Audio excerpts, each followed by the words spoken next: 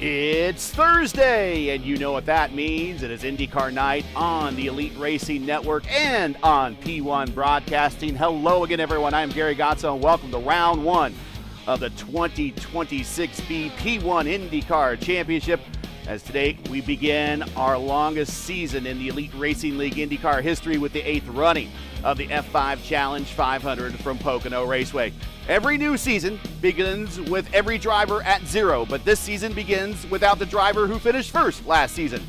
Our season champion a season ago, Tyler Fody, who captured the 2026A P1 Cup, has decided not to return for a full season to defend his title. Fody is entered in only the Indy 500, so before we go green flag tonight, we already know someone else will be crowned champion after these 14 races.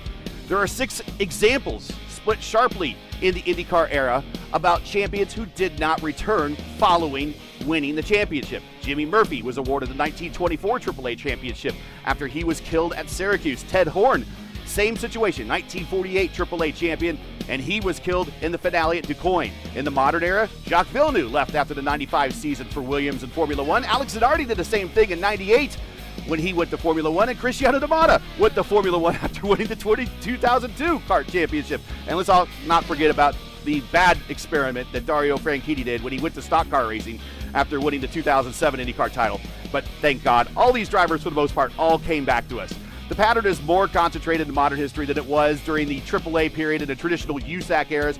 4 of the 6 examples happened only in 13 seasons from 95 to 2007. The 2 AAA cases were really just tied to just bad luck and fatal accidents, with Horn already securing his championship before his death.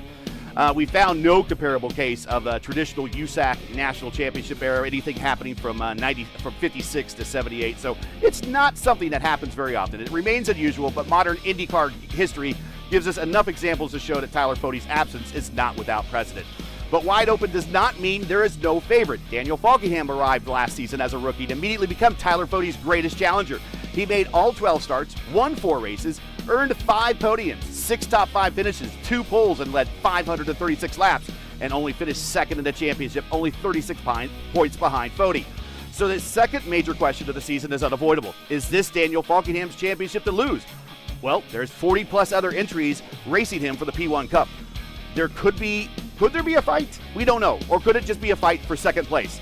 There are 14 races, 1 drop, 3 500-mile crown jewel events, and no defending champion standing in the way. The pursuit of the 2026B P1 Cup begins tonight with a 3-wide start, 200 laps and 500 miles at the Tricky Triangle. Joining me, as always, in the booth is former Indy Fixed Series driver, Lionheart Series race winner, and former ERL Freedom 100 winner, Luis Gonzalez Nunez. LGN, welcome back for another championship season, buddy. Yeah, we are back once again for another season. This is, I think, the 5th season together in the ERL, and I'm really happy to be over here. Finally, we are back on the Pocono after long waiting, and finally, P1 have the 4 mains championship, IndyCar Championship and iRacing. We have 8051, FIS, Elite now, and Dark Horse, so it's going to be really, really good for that. I know we have the standing lineup soon, but I can tell you, Formula One also have some others. Jochen Ring in 1970 become a champion. without defending after dying in Italy on practice. And also Nico Rosberg in 2016 when he became a champion, and then he decided. Also Nigel Mansell. So in '92 for champion. Yeah, he went to IndyCar. Yeah, that's true. Yeah, and then he went to IndyCar, and when he won only the one champion over there. So yeah, happy with that. Ford is not here. Danny Fockingham could have a chance, but it's a lot of people. Good to have Ricky Paz, the poleman of the day today. And let's get in to today's starting lineup. What you see none behind is, I wish I could be blanked out, but there you see on the screen, that is a 3-wide start. We're going to do a 3-wide start today. Because we do 2-lap average speeds, I can't really give you an average speed with this overlay. It's not native. It does not do that natively. So if I give you the fastest, it will just be the fastest of 2, and it might not look right. So what you're going to see on a 3-wide start here, it's going to say their name, and it's going to say none, and that's just the way the overlay works. But let's get into tonight's starting lineup.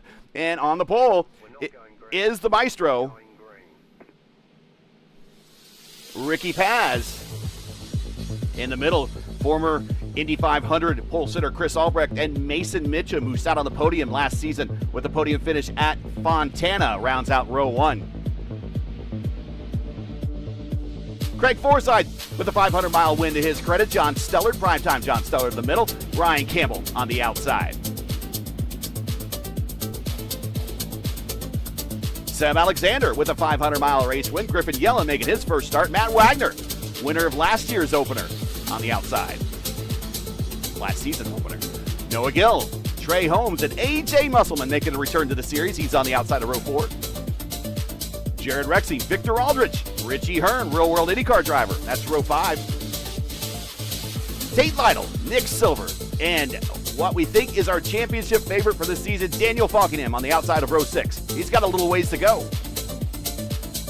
Casey Graves, Brian Blauman, winner.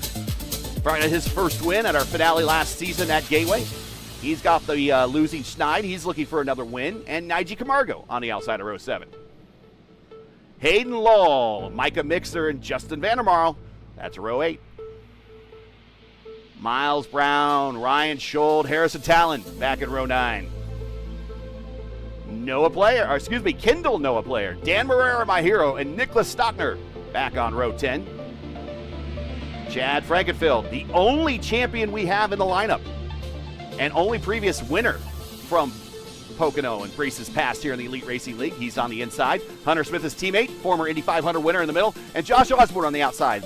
That happens to be the position that Adriano Pinero started when he won a season ago here at Pocono. Or 2 seasons ago, a year ago, actually. He won from 33rd. Gavin Hibbs, Nigel Stock, Paul Mini Letters, who's aiming to be the Luis Gonzalez Nunez driver of the race. Mark Reblis, Thomas Sherman, Ricky Doyle, back on row 13. McKernan, James Watson, and Huck back in row 14. And that is your field, 14 rows of 3. 42 cars. 60 sign up, 50 people pay up, 42 people in the grid today. So that's way a lot. Once again, another season with a lot of people actually in the grid. So we will go green next time by to give an extra lap here so we get the entire lineup in. Now watch, if they take off, they're going to prove me wrong, but I believe we're doing an extra lap. Yeah. No, we are not. We are going green. I asked for an extra lap, and they're like, nope, we're going green. So green flag is out. Ricky Paz not waiting as we are green flagged for the season. Let's get the weather off.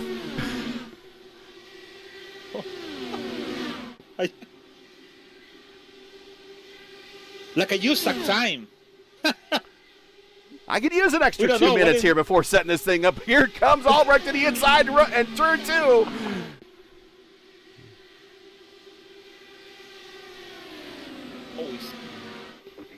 Oh, yellow flag. Already in a big schmoz in the back. And that is Harrison Talon. And that's not a way you want to start here, but let's see what happens as he's already losing it going into the corner. Let's take a look from the blimp eye coming off of turn 1. That is one of the Little Eagle cars to his inside. Oh, net code, Nicholas. And we'll see here again. There's 2 wide, and it looks like it's going to take it 3 wide. Little opportunistic here very early. I know they were asked. Look at Scholl just back out of it. And contact right there. That is not. I don't think that's netcode. That is legit contact, and I think that's McKernan with that. No, who was that? Nicholas make the contact with Talon, and also you can see the reaction. Nicholas Stockner. Yeah. Nicholas Stockner. So yeah, taking a very opportunistic run, and instead of just trying to settle in and get the first 5 laps under their belt, they are already elbows out here at Pocono, and hopefully this doesn't turn into what we saw last Wednesday here on the channel. And it looks like Dan Marrera might have got caught up there too, and that's unfortunate. Paul, many letters. Lucky guy, because the car have the wheel off, same like a Dan Marrera, and he saved the car by net code. Let's watch from Paul Many Letters' point of view as he turns into the corner. There's the contact. It's a contact, but iRacing forgive him. He is forgiven, but iRacing does not forgive Marrera, as you see in front of him. I know.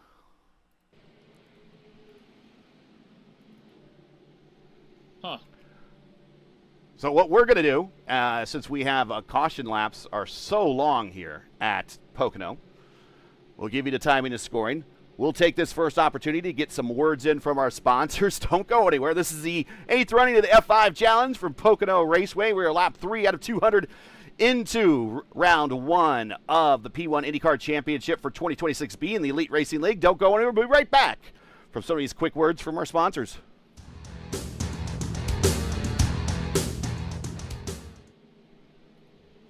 Racing isn't easy, but experiencing it is.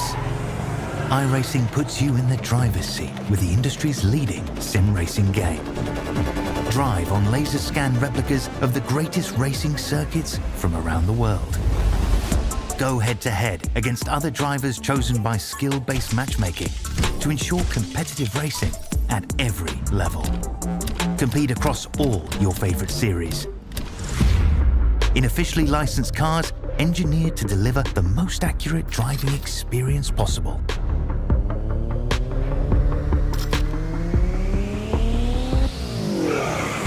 Join a race or host your own with players from across the globe. Race against the computer or in a league with friends. Feel the thrill behind the wheel. Visit iRacing.com.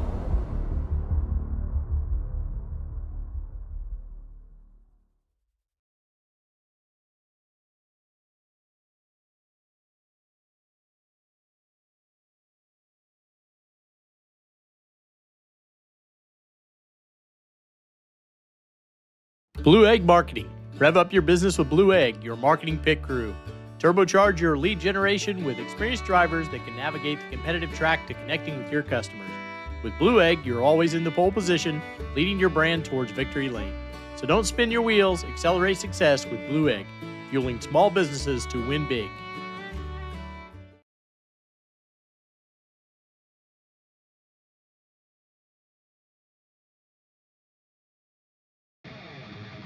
The Lucas Oil School of Racing.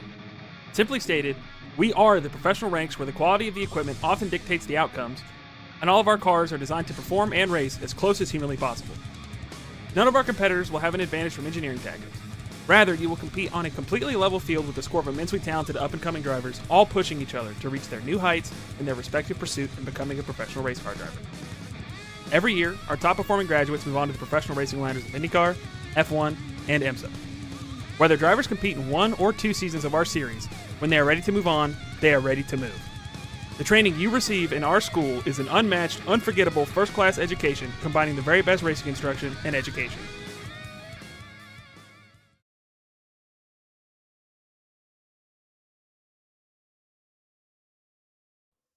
If you've been waiting for the right time to upgrade, that time is now. Score up to $4,000 off on a 26 brand new Ford Explorer. And our Ford Explorers come with the Boland Lifetime Powertrain Warranty. So get to Tom Boland Ford in Hannibal. Heck of a deal, ain't it?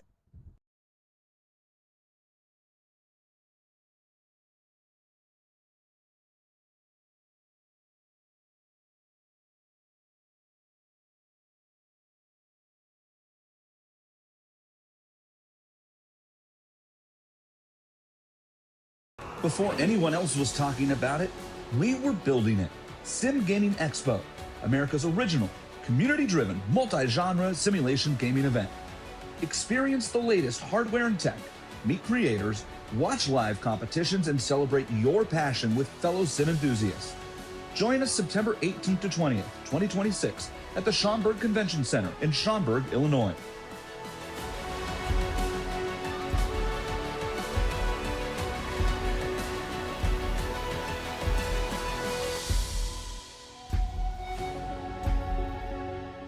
Be a part of history. For tickets and information, visit simgamingexpo.com.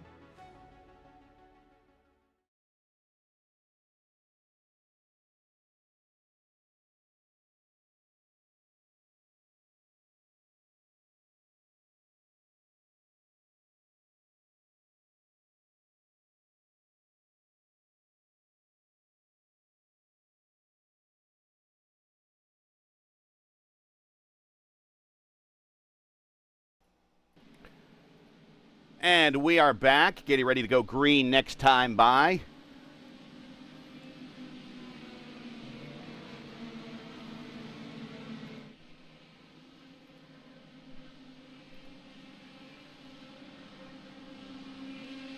And we will go green, highlighted by Chris Albrecht, Ricky Paz, rookie Mason Mitchum, Campbell, Forsyth, Stellard, Wagner, Alexander, Yellen, and Musselman. That is a pretty packed top 10. Green flag is out. Back at lap 6 of 200 of the F5 Challenge 500 with the F5 car in the lead. But Ricky Paz says, not so fast, my friend. I'm going to author up some clean music on the bottom side here. Here's some chin music for you. To the lead, Ricky Paz. Got the Mexican on front once again. Yeah, good restart. I think it's people, again, we mentioned patient, relax. The only one that don't want to be relaxed is Daniel Falkingham is going side by side with Noah in turn 2, almost. Oh, he clinched the apron. He almost lost the car in turn 2. Yeah, and it also seems a little twitchy there going into turn 3 as he races down the front straight. Hayden Law, Nigel Camargo battle for position a little bit further on back.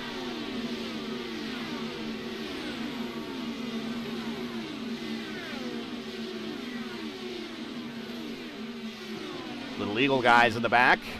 Ryan Schold, Chad Frankenfield. They're working together now.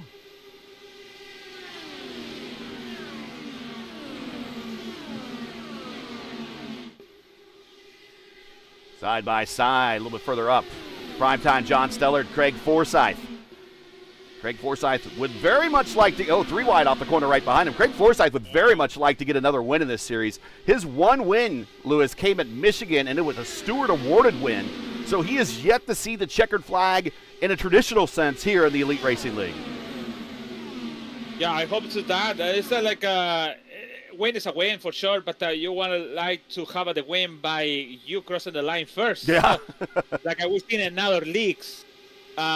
Mentioned in the podium is coming this Sunday. So, sure he can. It's a long race, and who knows? He's there in 5th position, trying to hold it with John Stella side by side. Oh, yeah. And Mason Mitchum is also one of those drivers that know what it's like to get a Stewart Award win. He got one in Votive. In the Votive Indy Oval Series at Indianapolis, of all places. Now, he has, on his own right, in his own merit, seen the checkered flag in a race over in the Velocity Online Racing Series, but he would love to see one today. He does not have very many starts here in the Elite Racing League. He's doing a full shake at the campaign this season, but he had a podium at the Fontana California 500 a season ago. And if if you remember that race, that went caution-free. So we have already gotten our first caution of a 500-mile race today. There's Griffin Yellen, side by side with Matt Wagner. Yellen, we see him in the Formula Indy Series.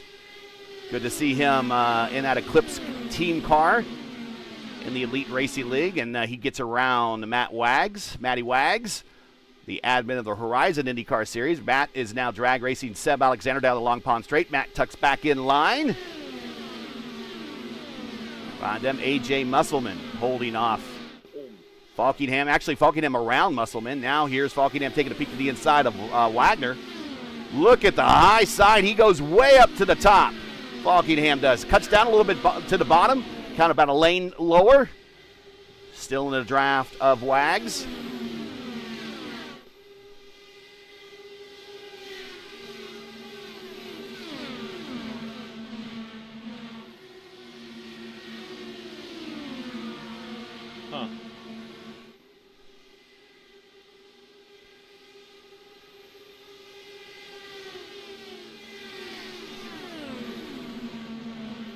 Biggest gainer of the race so far. There's a couple.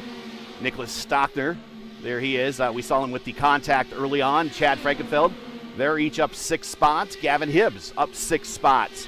Mark Reblis, he's up 7 spots. James Watson, he's up 8.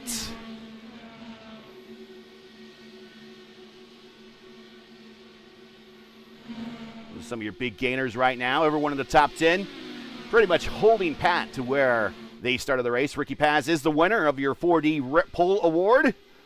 Reminding you to check out their line of made for sim racing gloves, shoes, and apparel. Check them out at 4dracewear.com.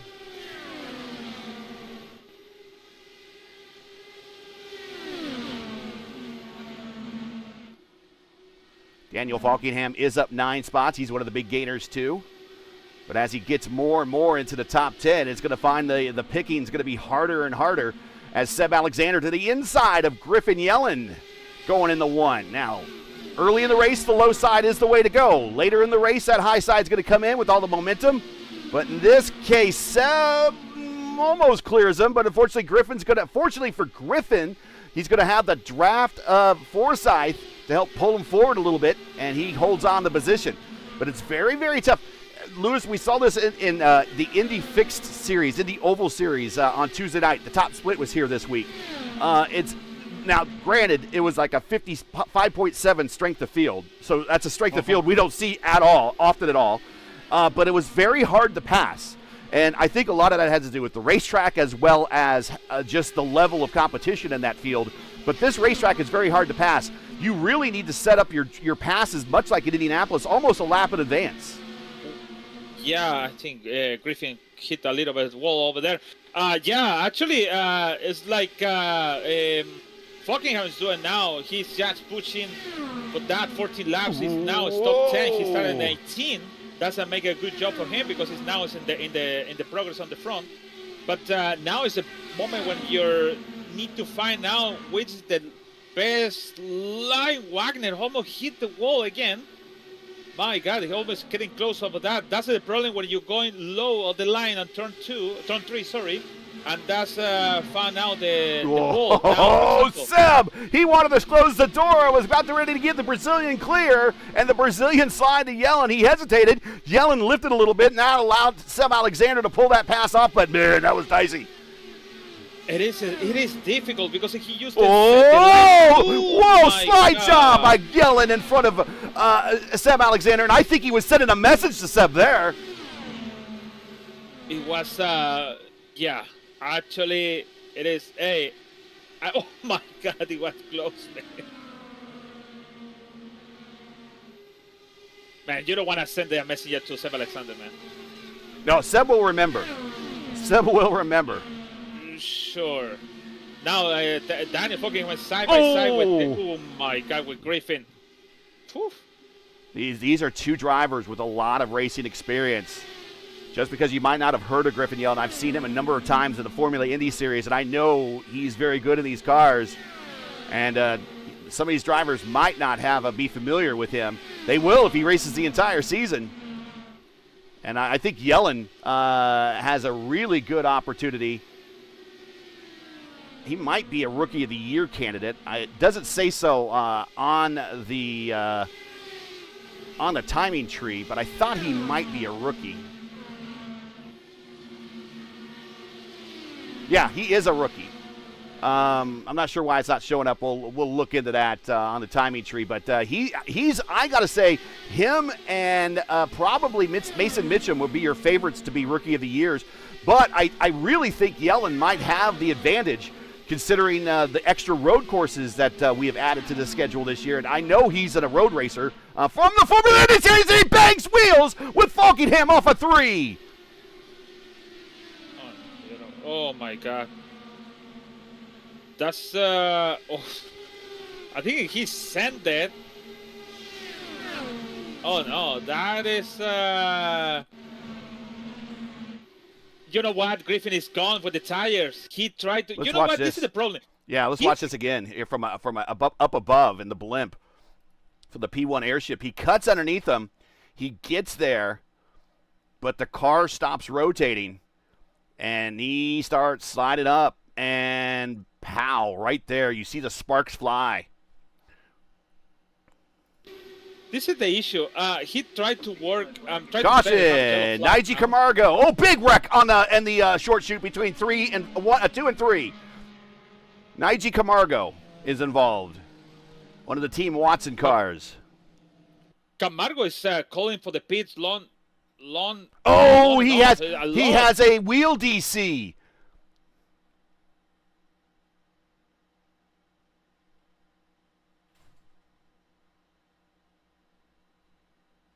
And I think, oh no, a second car rolls into the zone. That's McKiernan slides up into the zone.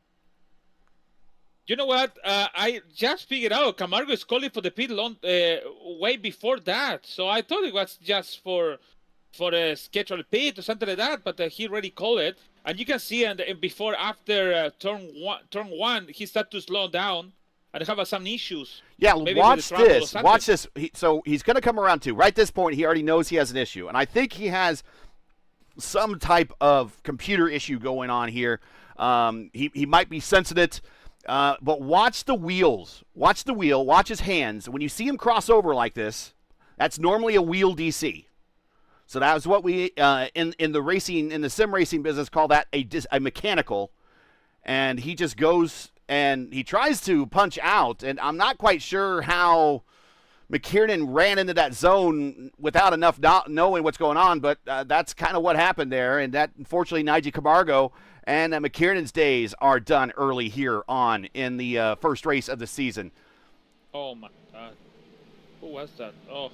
So let's see. Do we have anyone takers on pit road? We did have on the first caution Paul Miniletters, James Watson, Casey Graves, Kendall Player, Nigel Stock, Dave Huck all pitted on that first caution. So maybe they will stay out and pick up some track position. But we're about 2/3 of a way through a stint here. You kind of right around 30 laps, give or take, just like Indianapolis. And here comes everybody to pit road, just as I was kind of anticipating.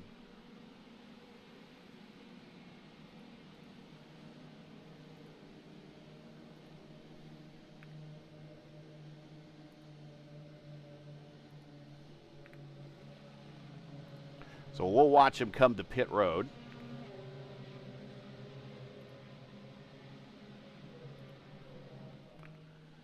And I'm just doing a little tinkering of the overlay here. So go ahead and do some talking for me, Luis. Sure. Well, we talked. I just mentioned about Griffin, the way he's pulling, and also the way he tried to give it all this gap for the group on the front. Doesn't want you try to defend it and also make this issue for the other one. I can see him hit some walls over there. So this yellow to him came on the right time. Good for, I think, some people actually. Chad, Ryan Schultz, Justin, Nicholas, Gabby Gibbs, Smith, and Joshua Osborne. Josh Osborne. They are out of the. They stay out actually. 7 people on the front. They stay out. They decide to just gamble with that. Expected to maybe have another yellow flag, and also it's very close to the pit stop circle, but the pit stop open. So I think that's a good gamble for Chad because it's gonna be the first one, especially with Ryan Schultz on the front. But just make the good. Well, they are going to be. They're committing themselves to an alternate strategy now by staying out. Now we did see in the FIS race last week that. If you are a very, very good driver, you have a high skill set, you can hold on to the lead here with used tires at this racetrack. We saw it happen.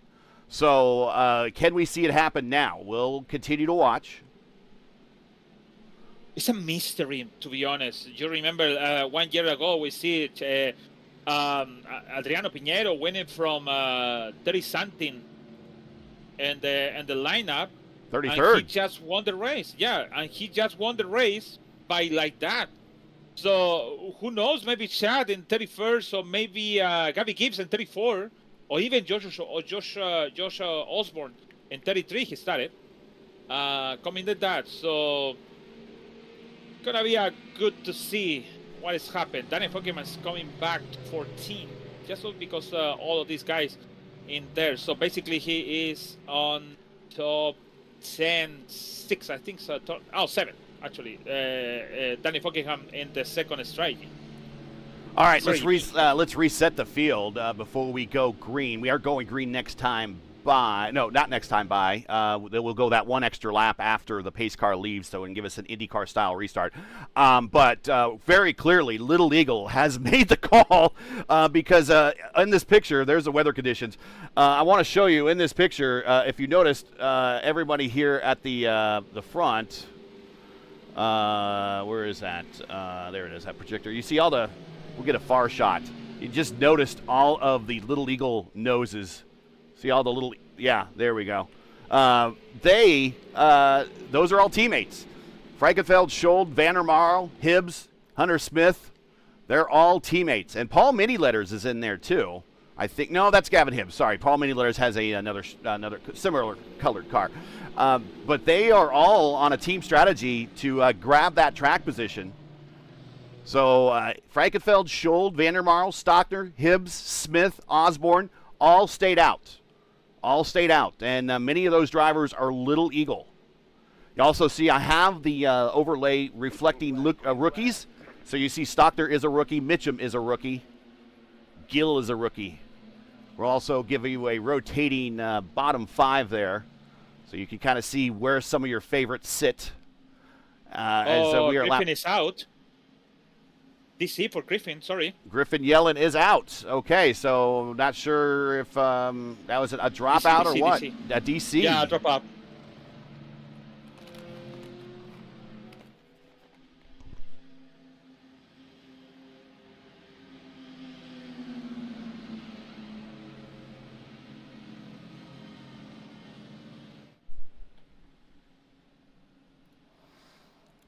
Tonight is the 36th scheduled 500-mile race in ERL IndyCar history. The first 35 included 14 at Indianapolis, 8 at Michigan, 7 at Pocono, 5 at Auto Club, and 1 at Texas. The complete lineage begins with Tanner Watkins winning the 2018 Elite Racing League Indy 500. One season before the championship ever began officially. 22 different drivers have won an Elite Racing League 500. Robert Malechka leads with 5 victories. Henry Bennett, Adriano Pinheiro each have 4. Chad Frankenfeld, Alex Van de Sant, Jason Brophy each have 2. While 16 drivers have won. 16 of the first 35 ERL 500s produced first-time winners. Across the defined ERL IndyCar record set, 39 different drivers have won a race, and 12 of them had exactly one career victory, with that one lone win coming in a 500-mile race. So we tend to see new winners here at 500-mile races, and we're back green. It is the only champion in the field, Chad Frankenfeld with the lead, Ryan Schultz second, Justin Vandermarl in third. We are back under green here at lap 24. Yeah, it's going to be interesting how Ricky Paz is going to go faster, but also you don't want to get involved with the old tires guys because it's going to play very hard to him. So I think for Ricky Paz, he needs to hold it over there in that strategy. I know Mason Mitchell is up behind to him, with the same strategy, but not getting crazy. So just it's about 177 to go. So oh my God, I see Josh Osborne hit the wall, turn 3. We have some damage and bouncing around side by side. Keep an eye on him as there he is under attack with Hunter Smith and then Ricky Paz right behind him. Now that's what Ricky did not want to get into by giving up the track position, going to pit road and going on that pit stop with someone to bang the wall in front of him. Well, especially with the old tires, like they tried to make the side-by-side in turn 1 and 3, and they just going high, and he unexpected that. So I think it's better for him 3 wide on the front, actually.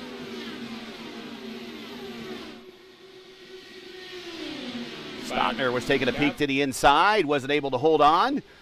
And Ryan Schold-Frankenfeld hold the serve with Ryan Schold, the admin of the PRI Hoosier 500. Take the lap that time by. Chad Frankenfeld now picks up the lead. Stockner's tucks in third. Justin Vandermarl riding in the draft. Gavin Hibbs, his teammate, on his 6th, and right behind them, Josh Osborne. In the Kyle Busch livery, honoring Kyle Busch. Here comes Gavin Hibbs to the inside. A little bit further back, we see Greg Forsythe taking a peek to the inside.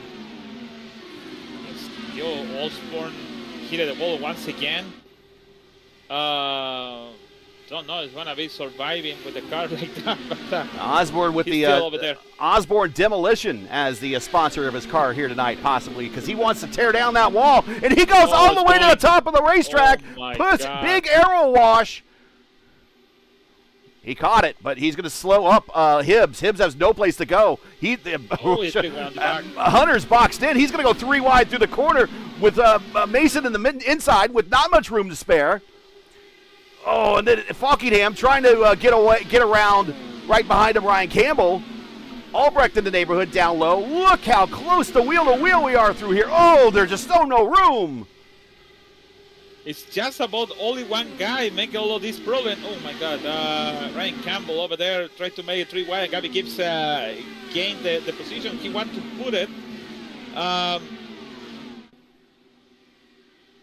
This is all the people with the new tires. That's why everything. And then you find out, like, for example, Hunter Smith with the old tires, 28, tried to survive with all of these fastest guy behind side by side with him. Well, Hunter Smith is hanging tough. We said it's possible. He is a winner of a 500-mile race as Osborne is way up in the gray going through turn 4. I mean, he was up against the wall, rim riding, but he's going to get a big run. Again, way up top here in turn 1. Using that highest line way up on that grip strip up near the wall.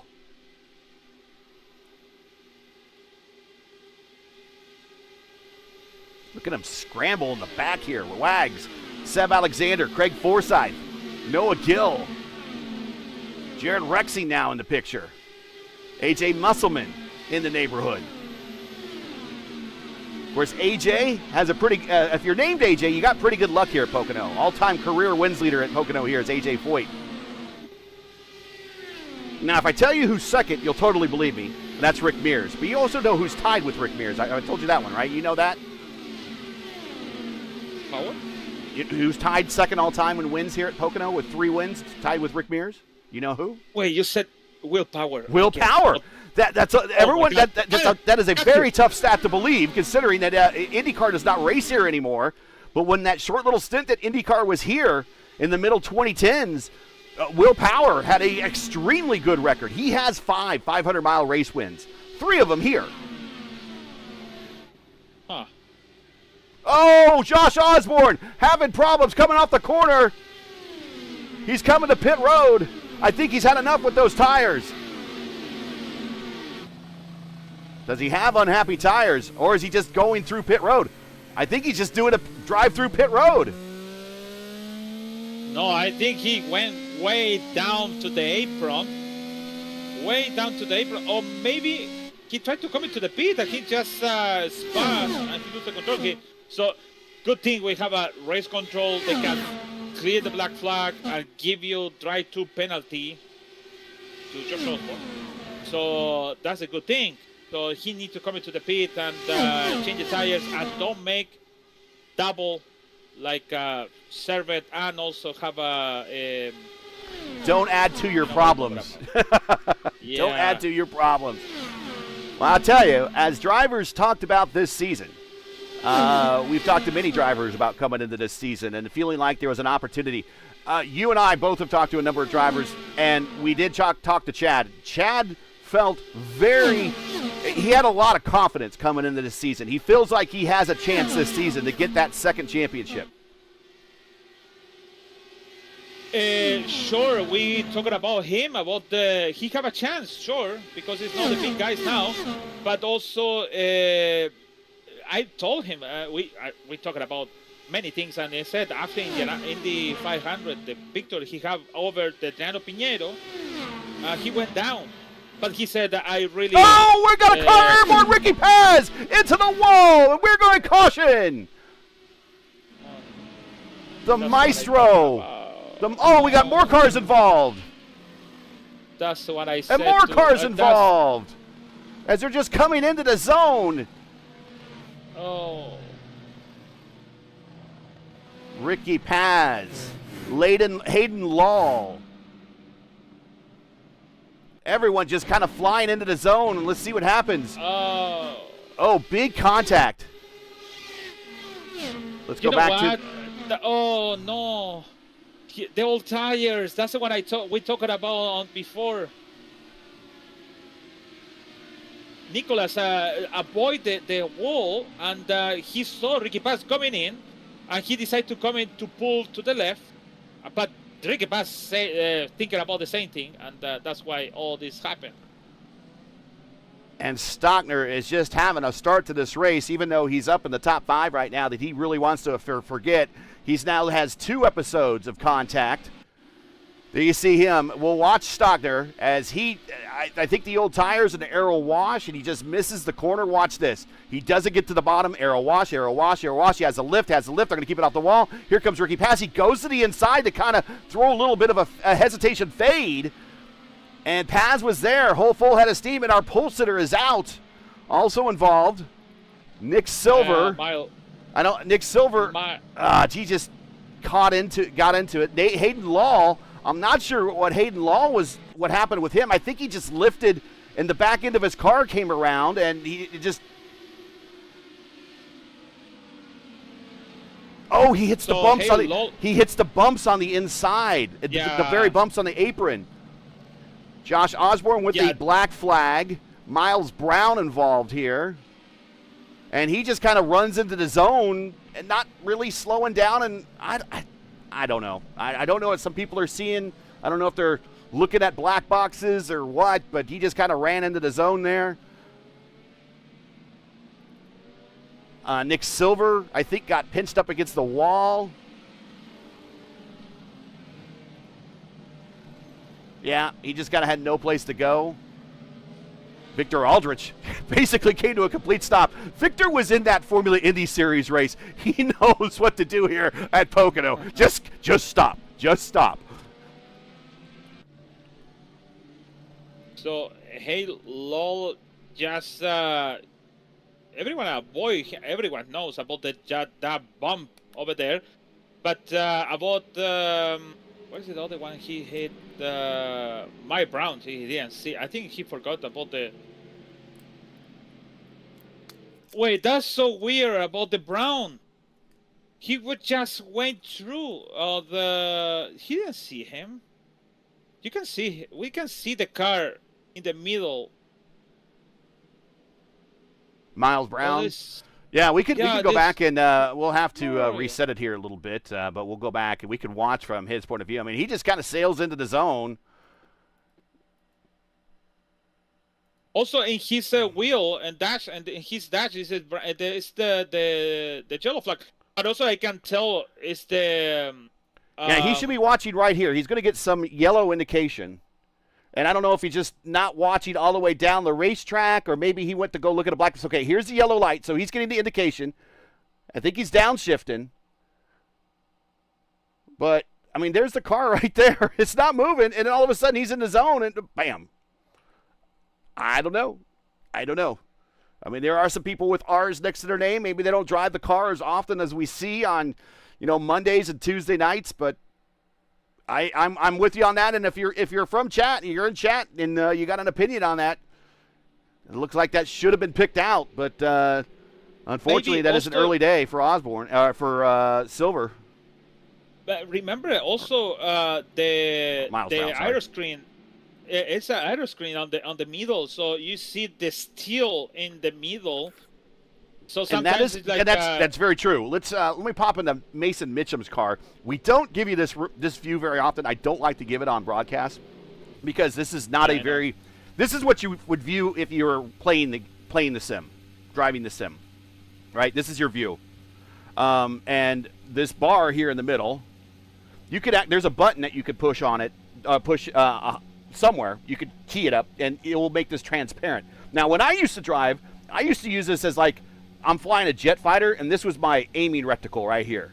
So if I was zeroing in on you to try to run you down, I always made sure that you were right in the middle of this because I knew I was directly on you. But if you are looking through this and you're not looking on either side of it, then you won't see if there's a car directly in the middle of the road there, and you will hit it. So maybe now your more experienced IndyCar drivers are probably used to that or have the bar removed. The one drivers with inexperience that maybe drive the tin tops that don't have the aero screen, they have more of a windshield or traditional windshield. Maybe they're used to seeing a more uninhibited field of view.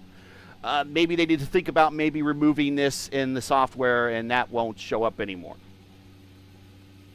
But I kept it in because I like the realism, and I also kind of use it as my bullseye, so to speak,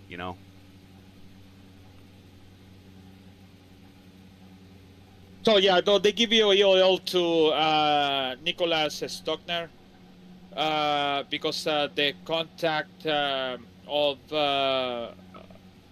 basically the double move he made. So the EOL is for him for the incident. And once again, I don't normally show this view on streams because it's not a realistic view. You're actually looking out the eyes of the driver. If you watch a real IndyCar race, this is the view you will see on the Fox broadcast. And this is the view I prefer to show because it's what you would see when you actually watch IndyCar racing on a Saturday or Sunday. All right, let's get back to racing here. Tonight's 8th running at F5 Challenge 500 is proudly sponsored by F5 Challenge. This nonprofit organization enriches lives through face-to-face fellowship and exciting adventure challenges in a faith-driven environment. Its mission is built around the 5 F's: faith, fellowship, fitness, fortitude, and fun. F5 Challenge inspires people to lead active, connected, and purpose-filled lives. To learn more, to get involved through the links, you can find those all in the stream description. Once again, the Elite Racing League's pole award goes to Ricky Paz. Unfortunately, he was out of this race. The Maestro, his day is done early. No encore for him. But he had the pole award is sponsored by 4D Racewear. Check out their line of made for sim racing gloves, shoes, and apparel. Visit 4dracewear.com or click on the link description.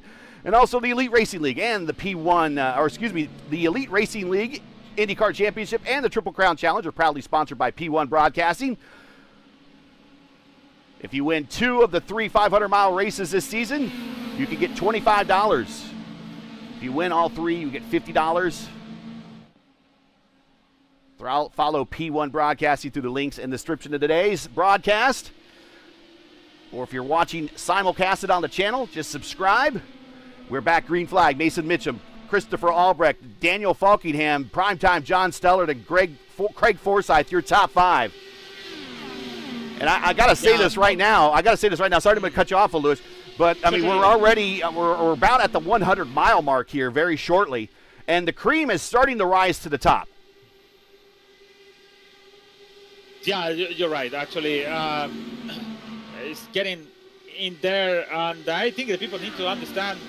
Still have a lot of time. I know the second yellow flag we have it was by mechanical problem, but I think need to settle out about the way they're driving. I know they need to make some strategy, but it's too early to make that kind of strategy. I think it's better to just going with the strategy to don't save fuel, just going for that and make the calculation on the end. I think it didn't work it, but now we have a different strategy once again with the 11 cars started from Chris Albrecht and until Richard Hearn is the last one with 18, and then it's coming the leader of the strategy B, Ryan Schultz, and 12. And we have a new leader. It is Daniel Falkingham, our rookie of the year from a season ago. Finished second place in the points. He is back at the point, at the as we call it, pointy end of the spear, as Albrecht goes to the inside to try to get that position back. But Falkingham, as we talked about, is probably your championship favorite going into this season. But we'll see how he does through the course of this and how this season unfolds, and if we have any other players that come to the top here. Looking to the inside, Matty Wags on Mason Mitchum going into turn 2. It can be also the guy of the championship, but you remember what's happened with him in the many, maybe 3 or 4 races. Long Beach. Penalized. He have Long Beach DNF. and Long Beach and what was it? The incident kind of that mirrored what we saw with Alex Palou at Phoenix. He kind of had much the same thing. Yeah, so it was even. Oh, he blinks out and comes back. You don't want to see that. Oh no. So yeah, the inconsistency for him last season, it was pretty kind of bad, because he could be a champion by rookie of the year, so or rookie of the season, sorry. So, but maybe this year they have he said he's learning about the car, and he learning too much now. He's learning too much. I think a lot of people will agree with that. Stop learning, Daniel. Stop it. And he already liked it, the stuff. So I think it's gonna be make a main for one, but also he needs to find out the way to don't have a penalized, or maybe have this bad luck about the let's happen on Phoenix for him with the lap down car.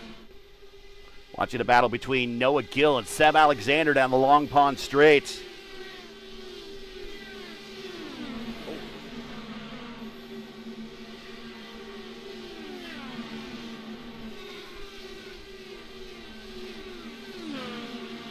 Here is the schedule for the season. And it'll be highlighted by round 9, the 17th running of the Lucas Oil School of Racing Indianapolis 500. But do you see a doubleheader at Chicagoland, rounds 5 and 6? We'll wrap up in November at, as we always, at Worldwide Technology Raceway for Championship Thursday. The 9th running of the P1 US 500 at Michigan, round 13. So there you see the 3 crowns. Those are the 3 crown jewels: Pocono, Indianapolis, and Michigan, just like the 80s. Yeah, in between September 24, we have the qualifying once again. So it's going to be a really busy after Sim Gaming Expo. So it's going to be the busy schedule from Indianapolis to Michigan. And then we have 1 week off to finish on the main one. James Watson blinked out, but came back in. We're watching him battling with Paul Mini Letters. Mikolajczyk is how you actually say his name, but he just says, call me Paul Mini Letters. Again, I am the butcher of names. He has heard me butcher his names many times. So we'll just stick with what he wants us to call him, Paul Mini Letters. And he is aiming to be the Luis Gonzalez Nunez driver of the race. Sure. He's not doing too bad. He's not doing too bad. He's up 12 spots. He's not doing too bad. He's getting there. I think it's about the time. But we have also Chad is in 16. Gabby Gibson 20 positions over there. Do you remember the first broadcast on the Hypercars Hypercars, I think so, championship? It was a lot of Europe's French names. That was tough to mention last names, even Germans. So if you're the guy to jinx or maybe say bad last name, think about me. I'll my best. If it's Latin, you make it sound so much better.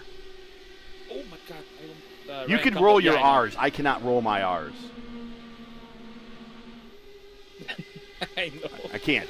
I mean, even a little bit of German, I know. I still can't roll my R's. Anyways, there's Mason Mitchum underneath Matty Wags. He holds on to that position. Primetime John Stellers move up to 3rd. Right behind Daniel Falkenham, Chris Albrecht is your leader. That is your top three. Mason Mitchum in fourth, Matt Wags in fifth. Now, Matty Wags, he won the opener a season ago at Motegi when Alexis Newsom ran out of fuel coming to the checkered flag. But after that, and you've talked to Wags many times as the season ran on last season, Lewis. It was really he would agree it was not a good remainder of that season for Matt. He did come back on the podium. We saw him a couple more times with some good finishes, but overall it was a lot of bad luck for Matty Wags. Yeah, actually, it's when you start to find out. Actually, Motegi was he likes Motegi. He always said that it was my best track. Even in the Lions, he talked about it. I like it. I like it the ways Motegi is around. So always put Motegi in the Harrison and every season. So, but in the end, it's coming the road course, short tracks, and start to find out that people way more faster than him. Bad luck. All the stuff make him finish the season very bad. Actually, don't to mention like that. There was, but at least he won the race. He won the league. So he have a 1 point, one dot in his stance of the winning the league. So that's good for him to win in one of the biggest in the iRacing IndyCar community.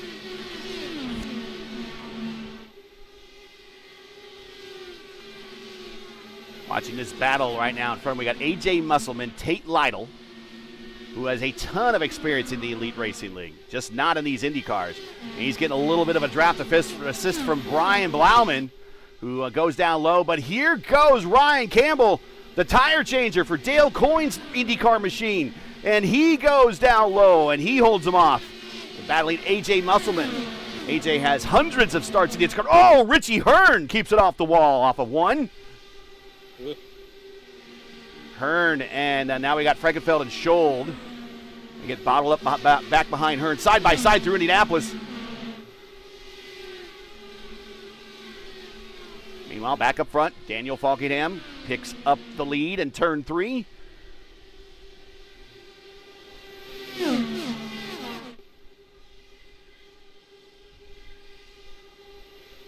I think track position is really important in this track, especially with this setup, especially with the condition is not really that hot, but could be worse actually. We used to be on this track with an 115-20, and this Simon sim racing sim time, and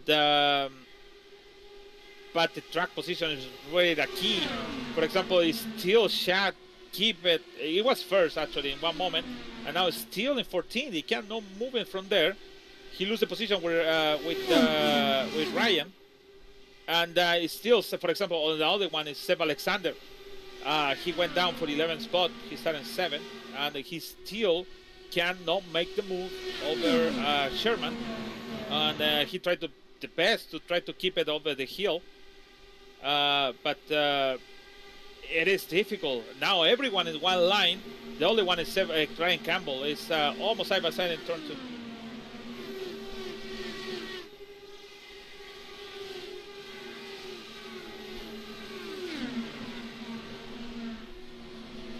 Once again, if you're just watching us, this is round 1 of the 2026B P1 IndyCar Championship on the Elite Racing Network and P1 Broadcasting. Currently, your leader is former Indy 500 pole sitter Chris Albrecht.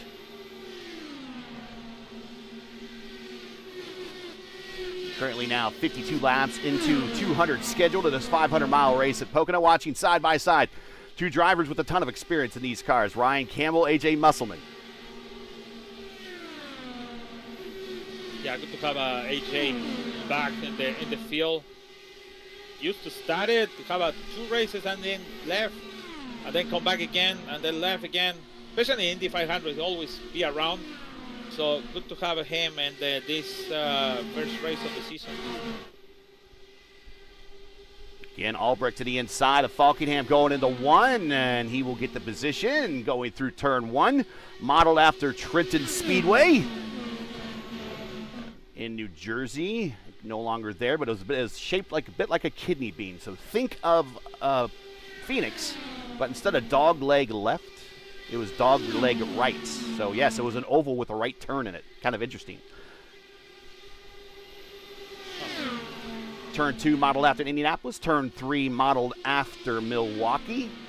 Purpose-built for IndyCars. Chris Albrecht coming to pit road. Scheduled stop.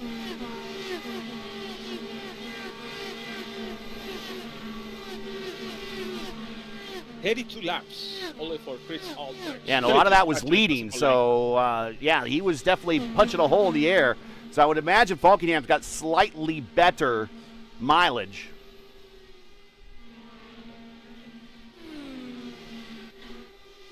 And Stellard's been very patient. He's just been riding in third the whole time with his votive teammate right behind him, Mason Mitchum. I think it's the way you must do. Just you're going to come in soon. You don't have to just go on the front and just try to gain a point for leading the race. It's just it's a long race. It's a sprint. It's not a sprint race. No, not sprint. No. No, man. If you're gonna go to disaster, just go to the fix it, and you can just go full throttle and try to maybe work with the strategy. But it's for sure it's gonna have a 1 or 2 yellow flags around. But here it's just strategy, timing, and I think John Stellard take the lead. Yeah, we have a now. new leader, John Stellard. And again, I'm wondering the way that he passed him and is now pulling away a little bit, that he might be played into Daniel Falkingham's hands a little bit by, and here comes Matty Wags to pit road. A.J. Musselman coming to pit road.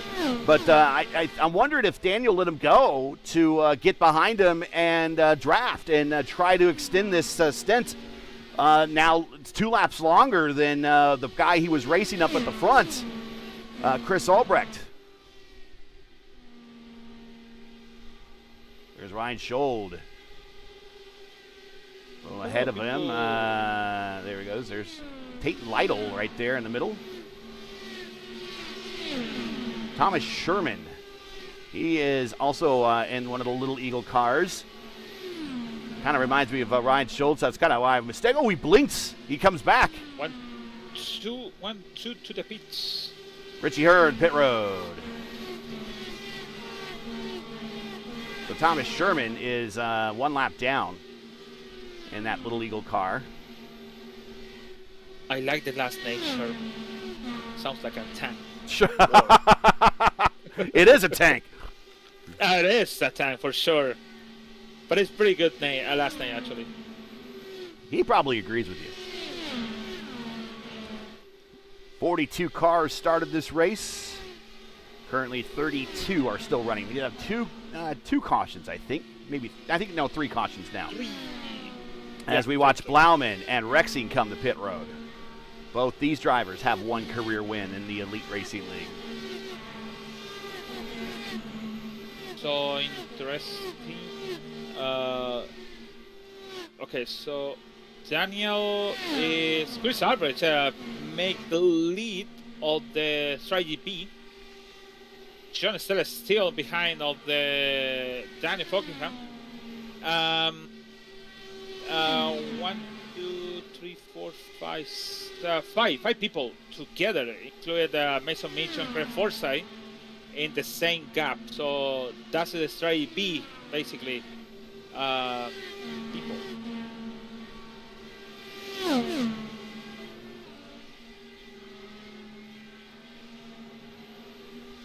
So we are expecting pit stops anytime for those that were on that alternate strategy, who stayed out for some track position. Really watching this battle right now with Ryan Campbell. Right behind him, Ryan Scholl. They have picked up the lead.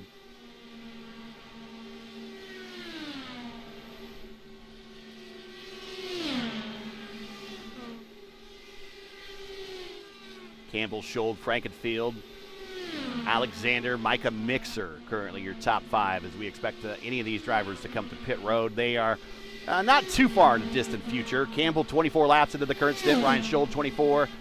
So we expect probably another 8 to 10 laps before these drivers head to pit road. Scholl to the inside and 1. Sorry, is that Sherman? Sorry. Again, very similar liveries. That's Thomas Sherman. He is a lap down. He's trying to get back on the lead lap. But it is Ryan Schultz in second, and there is Ryan. He's more in a black and white with red trim versus just black and whites, but both with PRI Hoosier 500 sponsorship on the side. And then behind Ryan is Chad Frankenfeld, and I'm going to give this to Chad. You and I have kind of made fun of him a little bit in private conversations. We're like, you're not very patient. You're just too aggressive all the time. You got to, you got this aura hanging over you. And today, I think he's been very patient so far. Now we're only 60 laps into this thing. I know. I don't want to talk to him. Last time we said something about him. He was in a road course. I don't remember which track was. And the last season, we're talking about, this Chad is a very good Chad. And then, it was in St. Petersburg. I talking about him in the Indy Lights, and even in the sorry, it was in IndyCar series. I talking about him. We talking about him, about the position, top 5 and everything, and then he didn't have because the incident. So, well, you already put the table chat, so we have to talk to him, and I hope he's finish the race in top 5 for get a chance for the championship. But yeah, it's getting there, and I think it's a time. Whoa, big lift for Chad. We were riding with him. He goes through turn 2, side by side with his teammate, and he knew that he needed to back out of that one, and he did. He was out of the throttle. Wow. Somebody's talking about me. So anyway, but I hope for him after the Indy, like I said, after Indy 500 win, he went down. He was close, but not that close for the championship once again. But I think it's the time. I think he's already said that. So who knows? It's going to be one chance to be close for the championship. Give a shout out to Trey Holmes. He's up 5 spots to 6th position in the Nike car. Right behind him, Hunter Smith, the former Indy 500 winner, in 7th. Danny Fockingham apologized with Chris Albrecht because in turn 2 he clipped the apron. He did a drift and he saved the car in turn 2, so he's okay now. Let's see what happened here. Is this going to the 1 or 2? In the 2. In the 2, was that a lap ago? Lap ago, basically now. Yeah, let's. I don't know. We'll see if he. I don't know if we can get back to that point. Let's see. Going in the 1, he looks. He grabbed it there and won? No, okay, so we'll go back a little bit further here. Woo.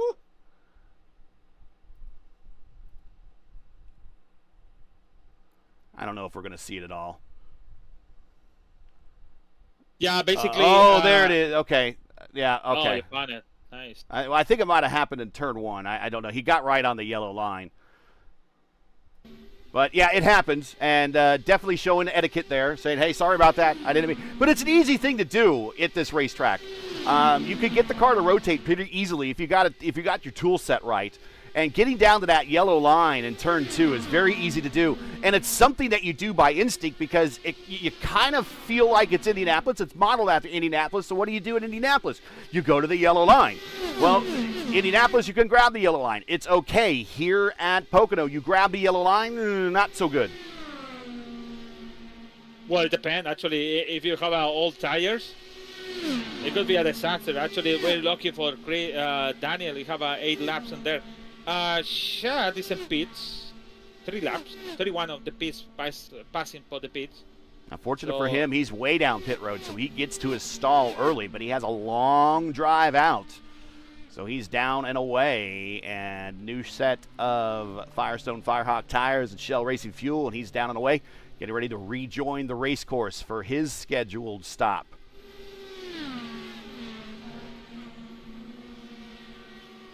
Still the leader is Ryan Campbell. That is Ryan Schultz now coming to pit lane. So the Little Eagle guys are staggering their pit stops so they can hit pit road. It's a very difficult pit road to get off of because you're still in the process of turning off a 3 when you need to make that move onto pit road. So sometimes there can be collisions that happen there.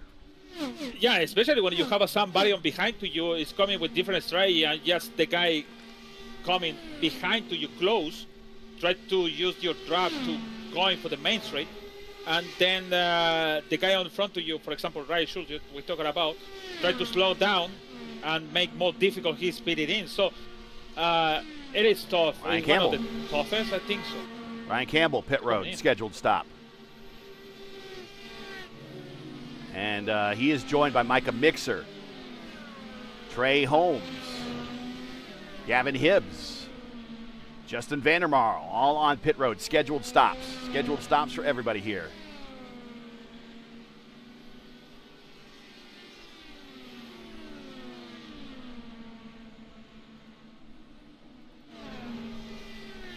And we go back out to the racetrack. It is Seb Alexander.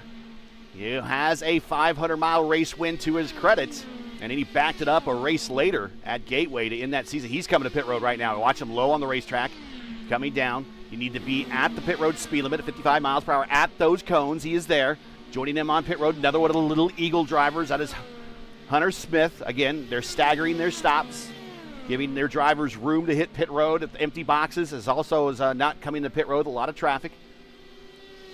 Getting on the pit road is difficult. Now, getting on, driving through pit road, nice and easy. It's big straight line. There's a little bump in the middle of it, a little bit of a hump, and then getting back on the racetrack. And Noah Gill is now your leader. Noah, 34 laps into his stint. You suspected he's coming to pit road any time now. I think he is, as he allows James Watson to go around him on the outside. So Noah Gill will come to pit road. That should turn the lead over to primetime John Stellard, who's out in front of Daniel Falkingham. And this is the group of drivers that all pitted about staggered their pit stops about 5 laps apart. But John Stellard is now your leader as he has come to the front of this pack. But look who is the 4th car in line of this pack, Lewis. Yeah, it is Chris Albrecht. Great Forsyth, actually. Great Forsyth, yeah. Great Forsyth. It is one of the guys that you have to keep in mind, especially because he always ride with the fuel. He always ride the timing to coming in, and always make the right fuel to come in on the end with the right fuel. So also he always have a right timing.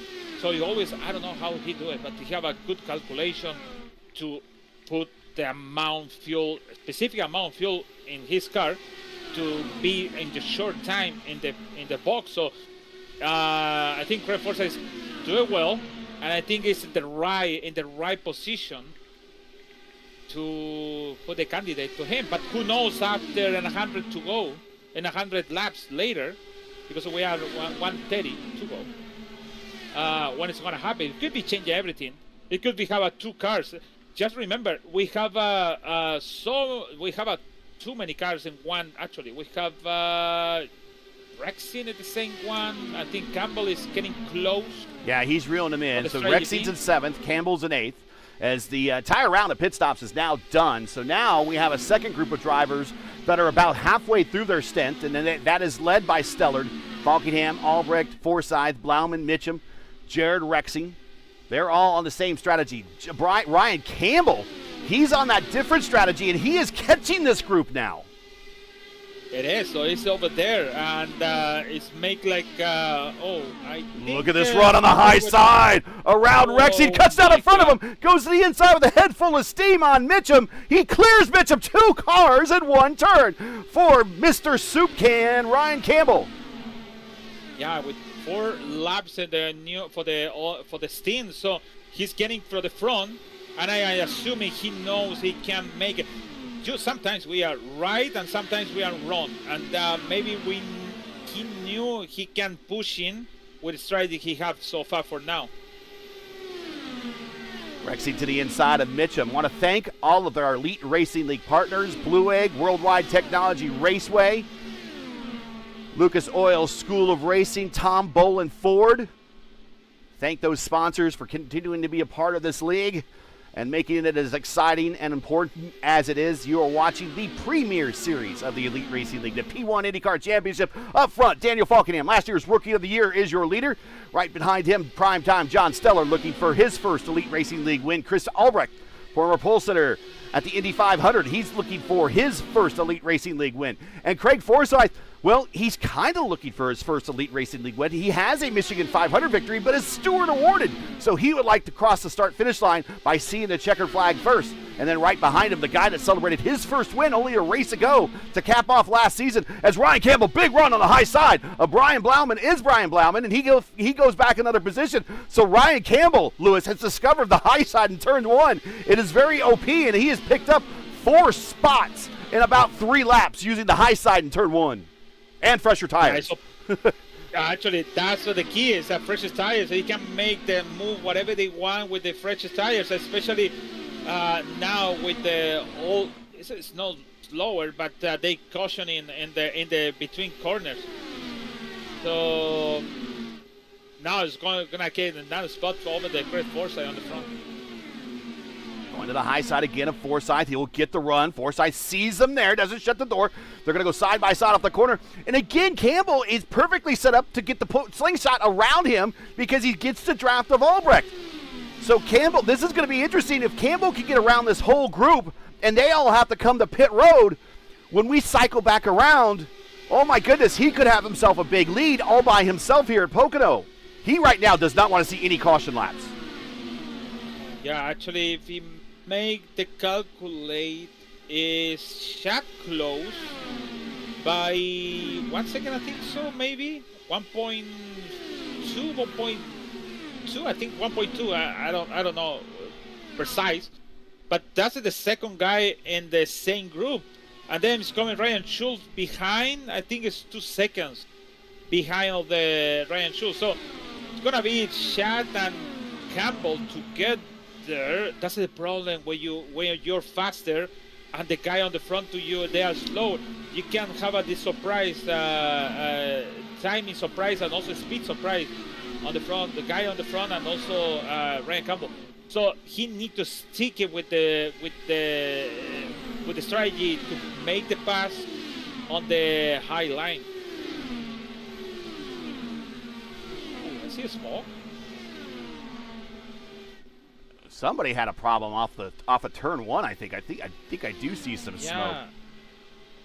But here goes primetime John Stellar to the inside, and he picks up the lead. But again, Campbell is right there. Do you think Campbell rides this out or he attacks? He can ride this out and it just makes some mileage here, knowing that all 3 of these cars are basically on the same strategy, and starting with Albrecht, really are coming to pit road in anywhere from 7 to 10 laps.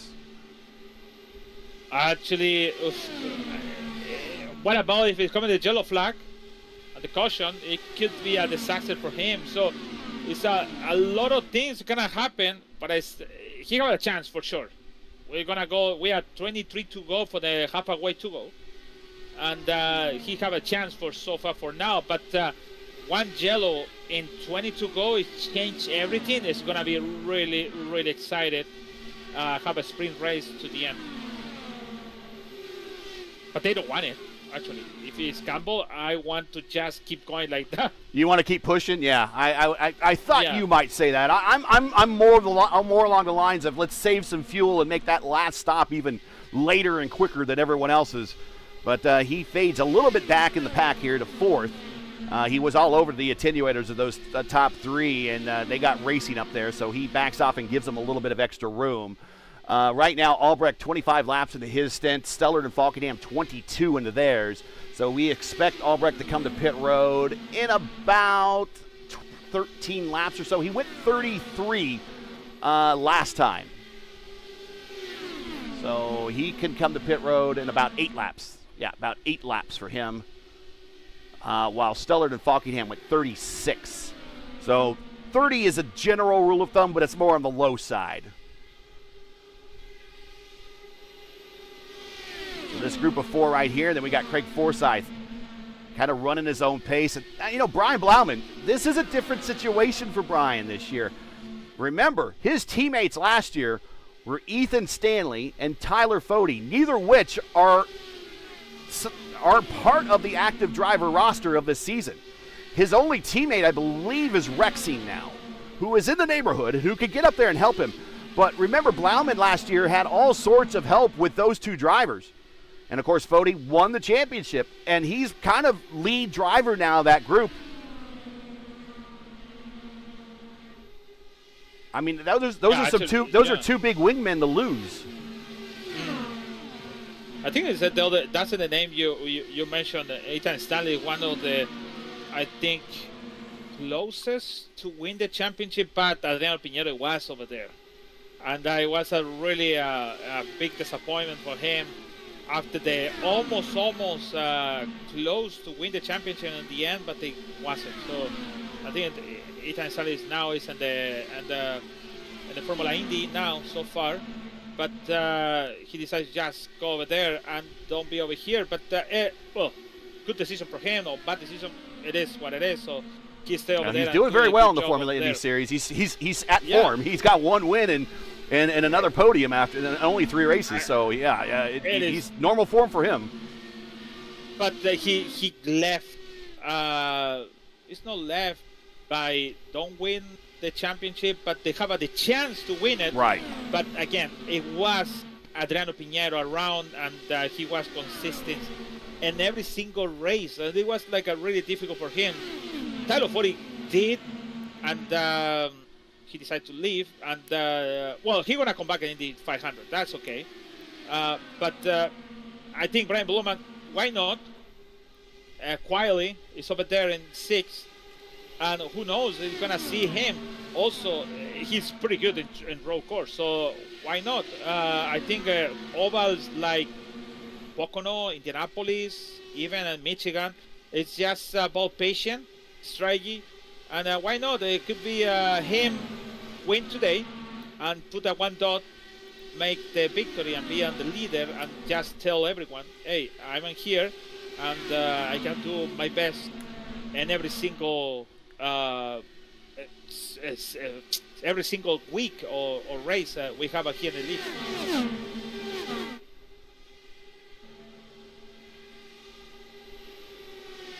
And it's just save fuel. Actually, it's there behind of the Craig Forsyth with 26 laps in the stint. Plowman in at the old. Paul, many letters, black flag on pit road. I think it's speeding coming to pit road, and he is punched out. He have a contact with somebody. Oh no! Oh no, he's speeding a lot. It was like too much. I think it's he decided to pull over and decide to go. So he has retired the car. So Paul, many letters.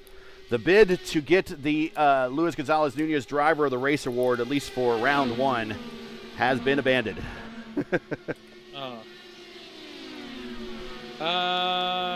Albrecht to pit. Yeah, and we will get the camera on Chris Albrecht. There he is. And he heads to his stall. Also on pit road, A.J. Musselman.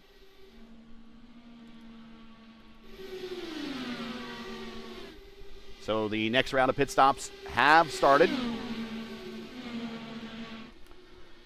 We see Stellar come to pit road. Nope, he stays out. So does Falkingham. And I think Ryan's doing what I thought he would do. Is he doesn't have to pass, and he's pretty good right now on speed. And long as a caution doesn't come out, he's set to inherit the lead. And he's I always say race smarter, not harder, right? You don't have to overdrive that car and eat up those tires. You can make those tires last this entire run. So he'll just sit there and ride it out in 3rd spot and then inherit the lead when Falkingham and Stellard come to pit road in about... Now, actually. Well, one of them's coming to pit road, Falkingham. Yes. Boy, he did not go nearly as long as he did last time. He went 36 last time. Of course, that had some caution in it. He went 30 this time. I think it's really, to be honest, it's easy to say on behind or sitting over here, all of this about patience and everything. But man, you want to be on the front, and you have a new tires, you want to try the best, be on the front, and that's make it the mistake about the tires and all that stuff. So I think people now they figure out it always happened. In the first couple laps, pit road. In the first couple 10 laps or 15, 20 laps in these 500 miles. Oh, they're doing many things. Meatball flag. Sorry, meatball flag for Kendall Noah Player. Not sure what happened to him, but he's on pit row with a meatball flag. Oh, he hit the wall in turn 3 and just. And that retires the car. Yeah. And now that gives the lead to Ryan Campbell. And behind him is A.J. Musselman, who's the first car one lap down. And then behind him is Ricky Doyle in the Ferrucci A.J. Foyt livery. He is 2 laps down in 30th position. Bloman is calling. Brian is calling now. Caution! Mason Mitchum's on pit road. Stockner. Mitchum is on pit road. He's going to be able to make that stop. So that's going to be to his benefit. What happened with Stockner? It's been a rough day for him. Oh, apron. Apron. Yep. Apron. Apron bad. And to the inside wall. It's going to be a slight kiss. I think he's going to be okay. Slight damage. They'll get that repaired on pit road and a new set of tires. There are tire limits here in the Elite Racing League. I think it's like 11 sets. They have more than enough. And, yeah, he's trying to get the car reversed, and it doesn't turn a lot right. Yeah. So he's got to back it up a little bit, and he'll be back underway and go to pit road. But we're under caution.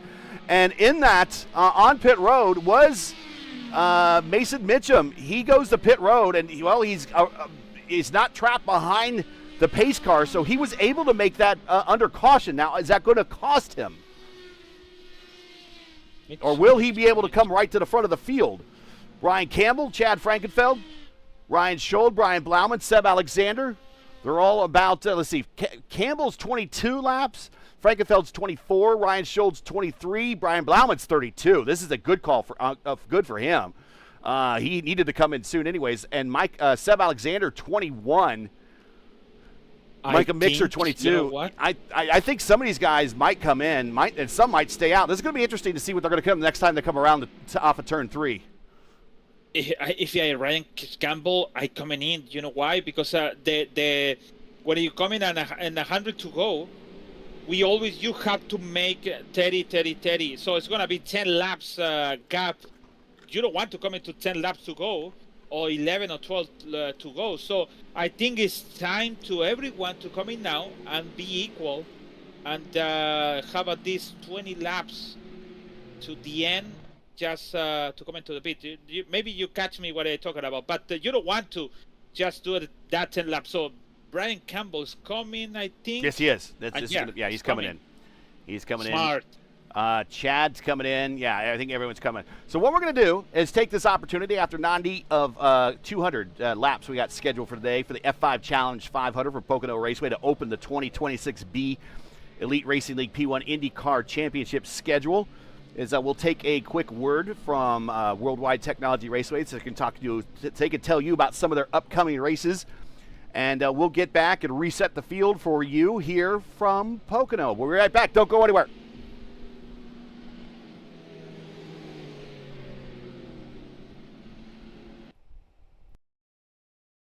The 5th annual Enjoy Illinois 300 is roaring into Worldwide Technology Raceway on Sunday, September 13th, bringing NASCAR Cup Series racing to the most challenging track on tour. Watch the world's greatest drivers battle it out in high-speed, side-by-side action. But it's more than a race, it's a full weekend experience. Whether you're a lifelong NASCAR fan or just looking for an unforgettable gateway getaway, get your tickets now at www.raceway.com.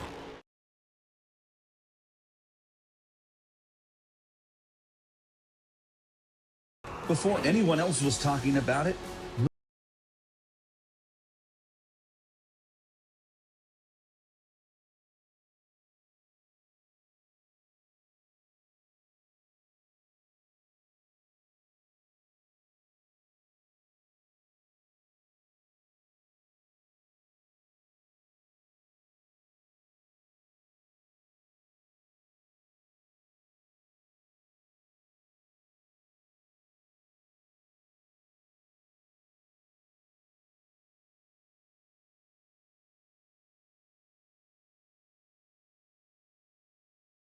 simgamingexpo.com.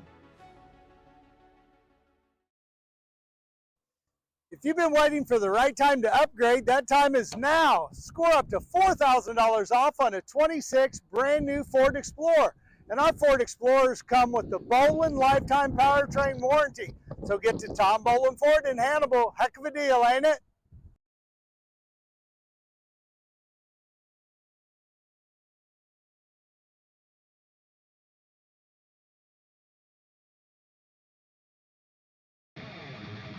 The Lucas Oil School of Racing. Simply stated, we are the professional ranks where the quality of the equipment often dictates the outcomes, and all of our cars are designed to perform and race as close as humanly possible. None of our competitors will have an advantage from engineering tactics. Rather, you will compete on a completely level field with a score of immensely talented up-and-coming drivers, all pushing each other to reach their new heights in their respective pursuit in becoming a professional race car driver. Every year, our top-performing graduates move on to the professional racing ladders of IndyCar, F1, and IMSA. Whether drivers compete in 1 or 2 seasons of our series, when they are ready to move on, they are ready to move. The training you receive in our school is an unmatched, unforgettable, first-class education combining the very best racing instruction and education.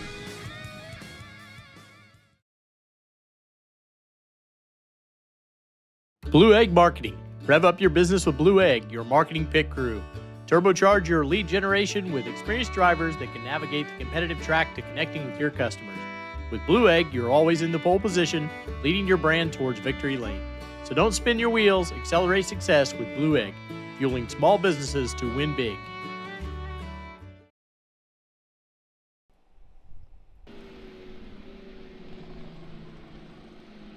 And we are back. And pit stops are done and completed, and we have ourselves a new leader. Noah Gill has decided to stay out to pick up some track position. He's 22 laps into his current stint, as he will pick up the restart here next time we go by.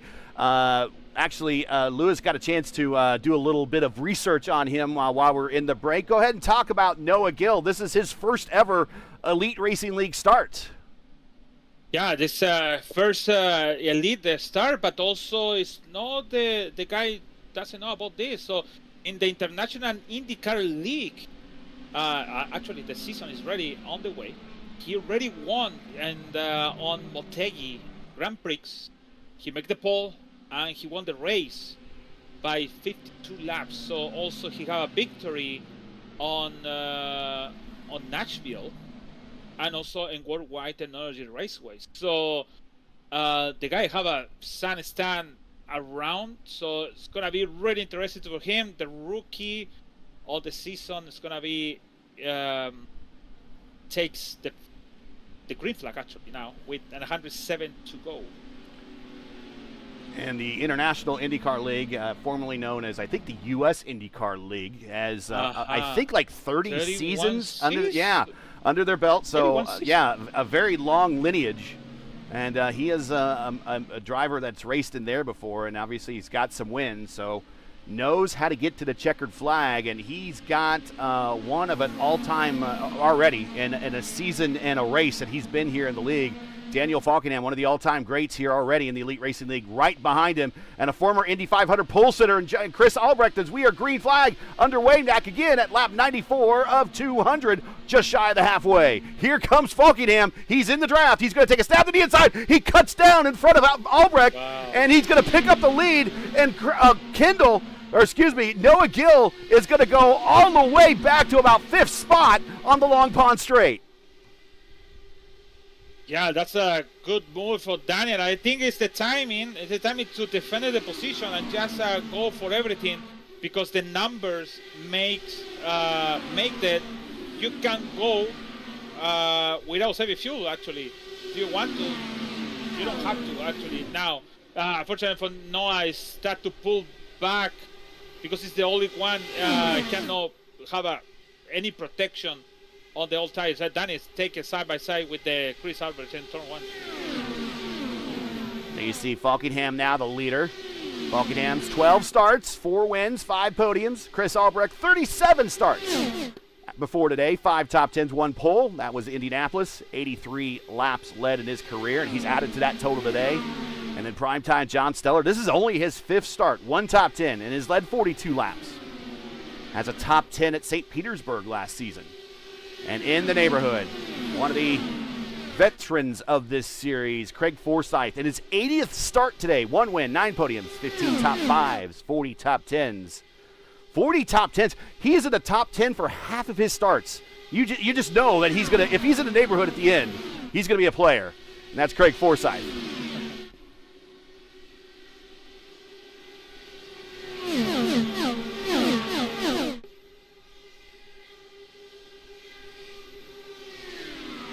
Micah Mixer to the inside. It decides to think better against it, against Seb Alexander there.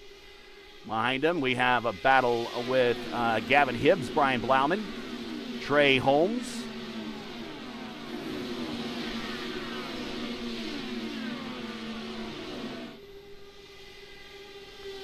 Besides Falkingham, who is up 17 spots, your big gainers, Tate Lytle. Let's shout him out. Been very, very quiet. He is now up to 5th spot, Tate Lytle. Jared Rexing up 7 spots. Chad Frankenfield, though, has cracked the top 10 again, and he is up 21 spots. Remember, he's on that different pit strategy. He's only 6 laps into this stint. Noah Gill has fallen all the way back to 11th, but has been able to stabilize and hold on there. Tate Lytle around Craig Forsyth. Man, I just realized, I'm not sure, but I guess I race in the U.S. IndyCar League. Did you? You forgot. I guess, man.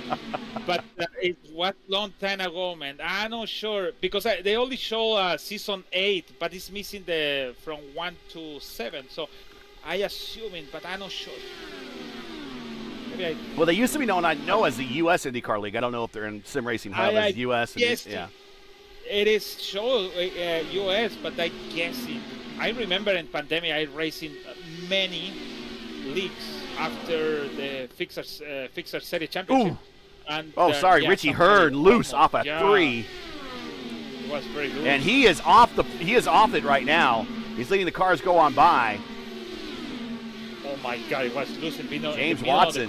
Nice. Yeah, we'll go back and watch that with goal. Richie Hearn, though. Let's see what happened with him. And this happened. He's already loose off a 2. And we'll watch him when he goes through 3. And we'll talk about Tate Lytle here in a little bit. Not known for being an IndyCar driver, but having a heck of a race. Watch Richie Hearn. Now, he's known for being an IndyCar driver, a real-world IndyCar driver, a win at Las Vegas in the Indy Racing League in 1996. And look at this car get wicked loose on him on the inside of Frankenfield. He keeps it off him. Look at that. Look at that. That's a pro for you. Jared Rexing, purple lap 2:17.9 as he sits there in the 5th position. But Tate Lytle, let's talk about Tate here real quick. Tate has made 486 combined starts in the Elite Racing League. He has 65 career wins in the Elite Racing. Oh, almost collision in front with Albrecht and, John Stellard. Oh, and Falkenham just slices down across Stellard. Stellard lifts a little bit. It's going to open the inside to Tate Lytle.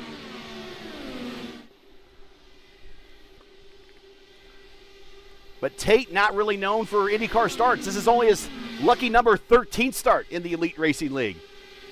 And only 1 top 10, but he's looking to better that today as he is 4th right here at the Pocono 500, the F5 Challenge 500 from Pocono Raceway to open the season. And the F5 car currently leads. And we're going to go 3 wide into Indianapolis. Stellard sends it, and I think Falkenham sent it and goes, okay, I'll just let you go. I think it's planned to defend, well, not anymore, but...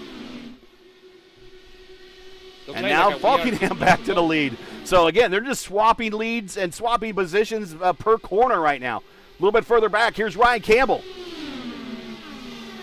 Take a look at inside of Mason Mitchum, who's been up front all day today. Oh, Chad just slices down, gives a dirty air to Ryan, but Ryan slides up in front of Mason. Here comes Chad Frankenfield with a head full of steam on the inside of Mitchum. Now Ryan sticks the car out there, gives a little bit of the draft to Chad. Chad does not take it, stays in line. Side by side through Indianapolis, turn 2. Everybody gets back in line. That's also known as a tunnel turn here at Pocono.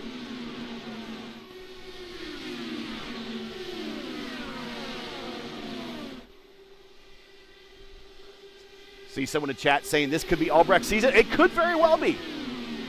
But we have more road courses this season.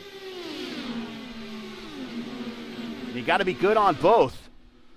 So we'll see how he performs on the road courses. John Stellard back to the point. We know Daniel Falkenham's good on those road courses. He had a win last season at Silverstone and was in every other road course race and won at the Indy GP leading into Indianapolis. He won in Silverstone by over 1 minute at the second place. Wow. Remember, there was rain in part of that race. Well, to be honest, if Albrecht can make good races like a top 10 finish of the road course and then have a good top 3 winners on the oval, why not? It could be they have a chance. But you have the consistency. If you're not good on road course, should be start to practice and at least finish top 10. Finish the race, actually, that's a good thing.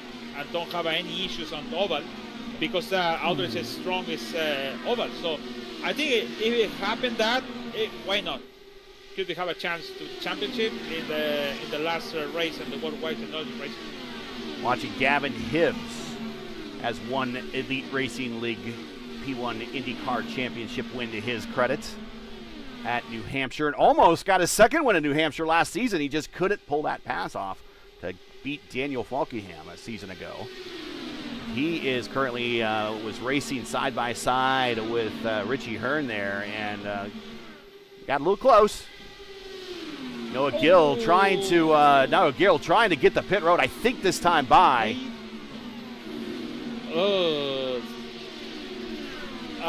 Ryan Campbell and Tate touching wheels.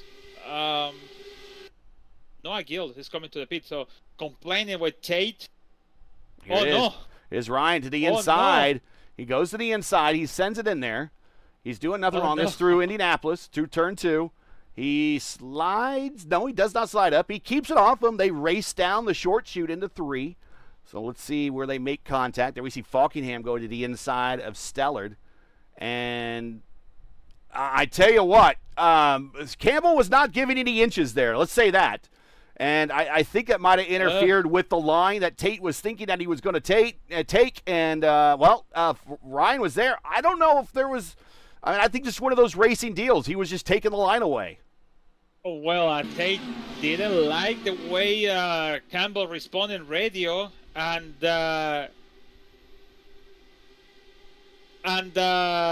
complaining with Brian Campbell about the way he's driving. I don't know. I think it's a lot of... Oh, Carlos sideways off the corner, and that is Ryan Schold. Ryan Schold sliding. Are we going to go under caution? No, he doesn't. No, we're not, but he caught it.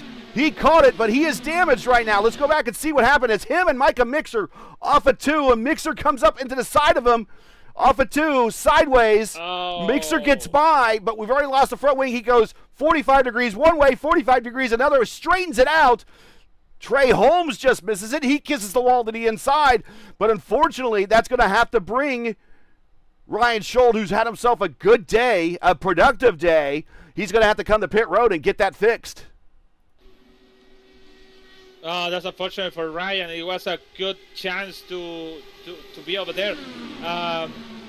But I think that's a race deal because Ryan getting too close to the car on the next, to him on the apron. But unfortunately for him, he's going to the pit with damage on the car. So we're past the halfway point. We're at lap 109 of 120, cutting very close, about 10 more laps away from getting to the 300-mile mark. Or 500K, if you will. That's 125 laps. Rexing low down the Long Pond Straight. Inside is Ryan Campbell on Albrecht, not able to get there. That's Kendall Gill. Kendall Gill. That's a basketball player. Noah Gill, who is one lap down, but he's in the middle of all these racers. We've shown that he has the pace and he has the experience, and he's trying to stay up with this group so he can get back on the lead lap. But everyone around him, they are racing fierce. And Chad Frankenfield now, he has snuck through all this battle. And here is Two guys on the same pit strategy, racing for position now, going into turn 1. Yeah, it was close. Campbell close to the wall, almost hit the wall, and now it's side by side with Tate after the disagreement on the. Okay. Okay. That's the closest of the chat. Not try to. Oh, whatever. Anyways, yeah, but in the radio, no happy Tate about the incident with Brian. But just keep it. Ooh, Rexy. Yeah. And I think that caused Gil to lift. And that's going to allow Gil and I think Rexy is damaged or is slow on speed. He had the lift, and there you see Seb Alexander being a very opportunistic and picks up a position. And that's going to allow Mason Mitchum also to get by Noah Gil.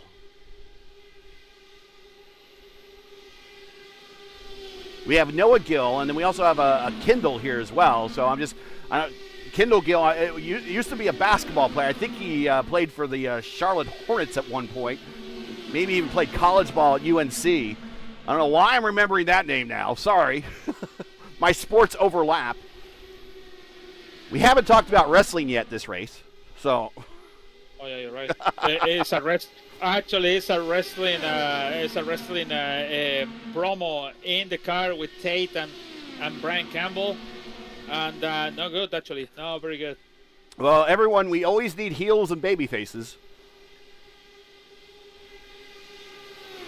Chris Albrecht is the leader right now. Falkingham has fallen back to third, and he's tucked in line, and so now it's down between Albrecht and Stellard.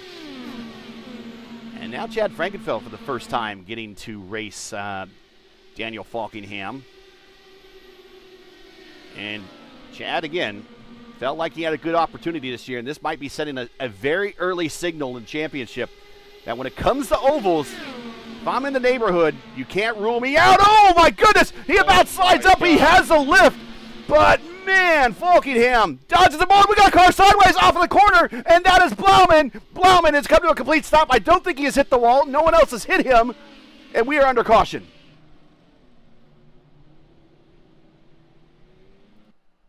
And contact with Richie Hearn. Richie Hearn in the wall, right in front of Hunter Smith. We'll see what happens here. No, Blauman is out. They have a damage, sure. Let's watch from Hunter Smith's point of view here. This is Hunter Smith. He's from behind it all. These two cars up here, right there. You'll watch. Here's Blauman. There's Hearn right there. Blauman, I think he gets the dirty air for the car in front and just, yeah, that's, oh. And then, whoa, Hunter Smith does a good job at avoiding that.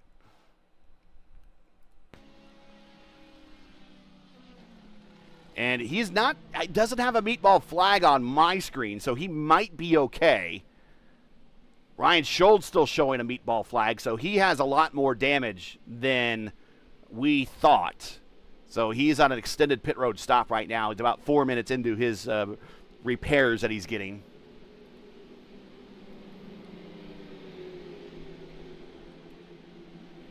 So Michael Mix.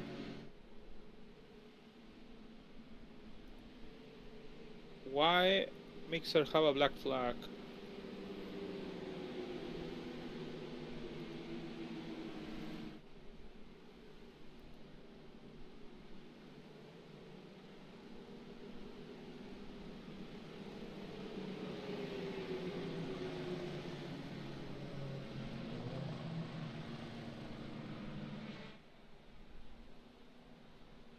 I have to find out why Mixer is with the black flag, sorry.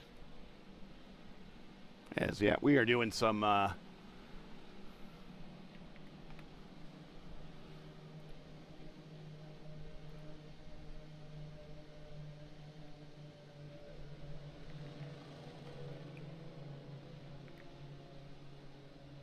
Oh, okay. It's because contact with Ryan Schultz. That's why the black flag for EOL actually for Michael Mixer. All right, so we see basically the entire field coming to pit road, which they were right in the neighborhood of thinking about it anyways. And Falkingham beats everyone off. He beats everyone off the pit lane. So then we got Stellard, Frankenfeld, Chris Albrecht, and Ryan Campbell is your top 5. But the winner that time, Frankenfeld Falkingham comes in 3rd position and leaves as your new leader. 3 cars have stayed out. Noah Gill, who will get the wave around. Ricky Doyle will get the wave around, and Micah Mixer will get the wave around as well. And they will join the tail end of the lead lap. Checking in chat here, says Albrecht hates road courses. Micah Mixer going to the inside, so I think he was asked to stop and maybe give some track position up here. This might be a penalty, serving a penalty.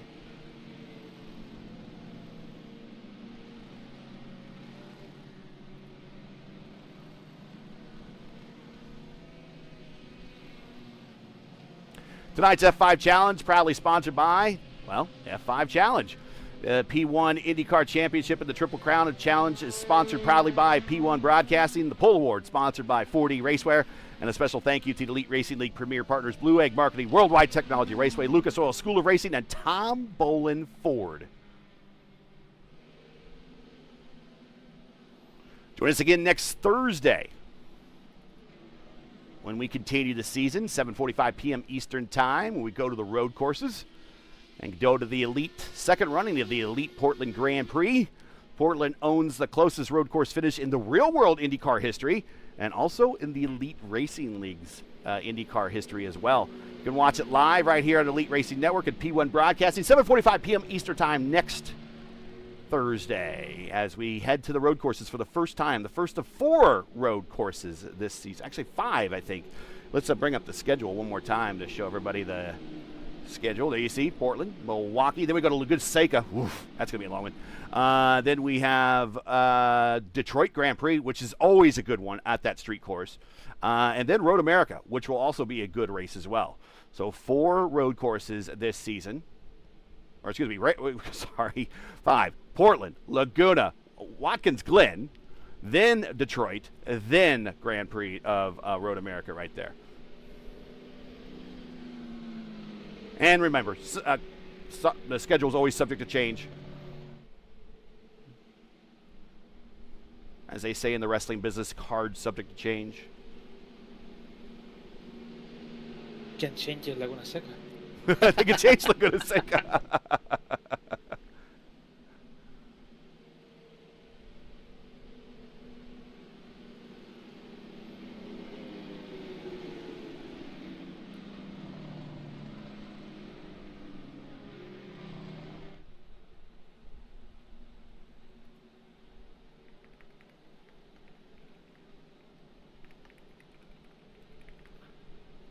All right, so we're going to go green next time by as the pace car has left the course. Thanks for joining us, everybody. Thanks for sticking with us. You picked a great one to join and hop on for if you're looking for a race tonight. It's a 500-mile race at Pocono, the first of 3 of the crown jewels this season, the opener to this season. Might be asking yourself, has the IndyCar Series ever opened with a 500-mile race? Back in the very early days of the Indianapolis Motor Speedway, the 20s and 30s and going into the 40s, it was the first race of the schedule, believe it or not. However, has there been an earlier 500-mile race than an Indianapolis Motor Speedway in May? And yes, that has happened too, when the old Ontario Speedway used to be part of the schedule. 1974, as a matter of fact, was the earliest recorded 500-mile race, part of the USAC, then CART, then IndyCar era that we're in now. And that was a 500-mile race, but it was the 3rd race on the schedule. But much like the stock cars at Daytona, IndyCar or USAC ran 2 heat races before that, but they counted full points for those races. And that kind of set the field for the Ontario 500-miler. And then that became the first 500-mile race of the season. Then they went to Indianapolis, and then they wrapped up the Triple Crown at Pocono. Only one driver in the 100-plus years of the IndyCar Championship, the real-world IndyCar Championship, has ever won the Triple Crown. That's Allenser Sr. He won on Ontario, Indianapolis, and Pocono in 1978. It's not a very frequented accomplishment. You saw that we We had it very rarely happen, even in Oval Series competition here. In the iRacing Oval Series top split, as we go back green flag, it's Falkingham, Stellar, Frankenfield, Albrecht, Campbell, top 5. It's Campbell taking the inside of Albrecht. So in order to win the Triple Crown, big lift for Campbell. He just wasn't going to make it. But winning the Triple Crown, a very rare feat indeed. Yeah, especially now when the IndyCar just decide to just only one 500-mile race. Even the oval races around, it's just short track and some like Nashville and I was looking there was an article on Racer today. Stellar just slices down in front of Frankenfield. That IndyCar is putting together their schedule, and really the article just kind of indicated that next year's schedule is going to be more of the same. And we've been dying for some more ovals to be added to the schedule, and we got Phoenix, and they extended Nashville to 400 miles, but then they didn't race 400 miles when we had that because it got canceled. The race had to get rescheduled, because of the rain as Frankenfield inside of Falkingham. There's a tongue twister. Even Campbell almost lose the control of the car in turn 2, and just Seb Alexander passed by and Tate again side by side with him. Here's that 2 guys side by side. 3 wide, Stellar up top, Frankenfield in the middle, down low, Falkingham, again the tongue twister, and they settle it out on the exit of the corner. But IndyCar is talking about keeping the schedule the same, and I'm disappointed to hear that. But as long as we can go back to Phoenix, we keep Milwaukee. Of course, Indianapolis is always going to be there. There's still talk about going to Richmond. We got to keep the oval at Nashville, but it sounds to me the promoter of that race wants the race to be downtown Nashville. And that was a truly awful race. And I know why he wanted to go there, because I'm sure he's paying some sort of facility fee to Nashville Super Speedway, and he probably doesn't want to do that. But I tell you what, I mean, outside of, we'll see what Markham turns into, but really outside of Long Beach, the street courses have been pretty bad. Pretty bad. Well, St. Pete is also a street course. St. Pete's always good. Long Beach is always good. I'm not sold on Arlington yet. Inside. Slides up in front of Chad. Nope, he's going to give him room. But we'll see how Markham is. Markham's actually added some turns to its course to make it a little bit longer. I don't know what Washington's going to be like. Washington, D.C. is a one-off race. I don't think they're going to be back next year for Washington. That looks like it's a very short course. So, again, I don't know what type of passing opportunities will be at the D.C. race. But, again, I'm looking for more flavor. They've been promising that, 2026 and beyond, that the IndyCar schedule would be more dynamic. And if you're telling me that 2027 is going to be the same as 2026, that is not dynamic.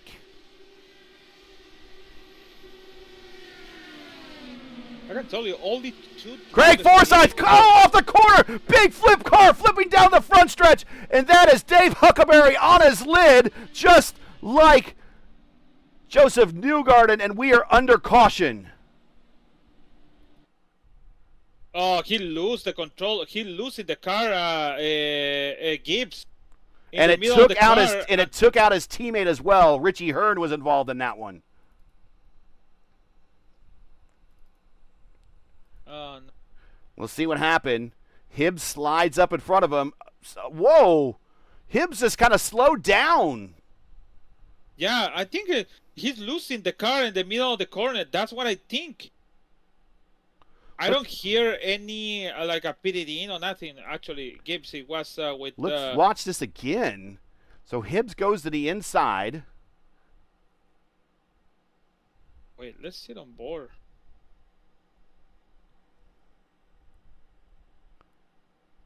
He just braked. He was 226 to 170 something, 60 something. In the middle of the corner. How are you going to avoid that? I don't know, man. Again, we'll see this again. You're going to see a car come to the inside over here. That will be Hibbs, and then I don't know if he got dirty air and just that something happened there. So I just don't know. And Dave, Richie Hearn, Dave, nothing much to do over there. Well, let's watch. Let's keep your. We'll watch from Hibbs' point of view. We'll watch this. I mean, if he drops like a couple gears, something must have. Do we see the revs go down? Goes to 5th. Goes to 4th. And all the revs are down. And is he underpowered? Did he lose power? Let's replay. No, he cannot be lose. Let's watch. Let's Cannot listen. lose the power. Does he have an? He has an engine.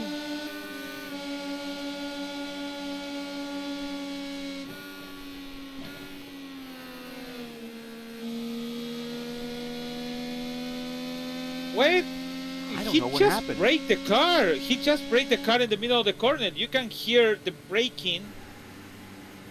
I don't know what happened. We're You gonna have to never- find, and you- unfortunately, that took out that. We talk about this, and people are like, oh, Craig had plenty of time to brake and everything. It's a football field a second when you're in these cars. That's the general rule of thumb. And No, you can see the lines of his dashboard. yeah, the lines could disappear. Yeah, so It's gone. So it is no time to react to that. It is. So that was a very interesting, and just there's no time for Craig. I mean, when you're off the gas in these cars, they produce, even in the super speedway configuration, and we'll get a good close look at, let's get the F5 car on here since they're our sponsor here. There it is. There's Chris. So we'll look out the back. If I can get one of those. There. There's a wicker right there. That's a wicker. So there's a little bit of downforce on the back wing. You could actually take that off and go faster if you wanted to. And it doesn't look like they have any additional wickers on the front wings here that we're looking right there. This is fixed setup, so everyone has the same setup. But even when the cars are trimmed out as much as they are here for super speedway with the small front wings and the small flat rear wing versus what you see on road courses and short ovals, they're still producing thousands of pounds of downforce. And so when they come off the accelerator, it's like when Mav hits the air brakes in Top Gun and Jester flies on by, right? It's the same thing here. It's effectively hitting the brake. And then, of course, these have real brakes as well. And even if he didn't hit the brake and he just lifted off the accelerator, that's basically all that downforce is being applied to the car. It's slowing down with friction. So air friction and friction from the racetrack with the tires. So right there what we saw, I mean, Craig had no chance. Really, Craig had no chance whatsoever there, unfortunately. And that's disappointing because he was looking very good today. He was looking very good.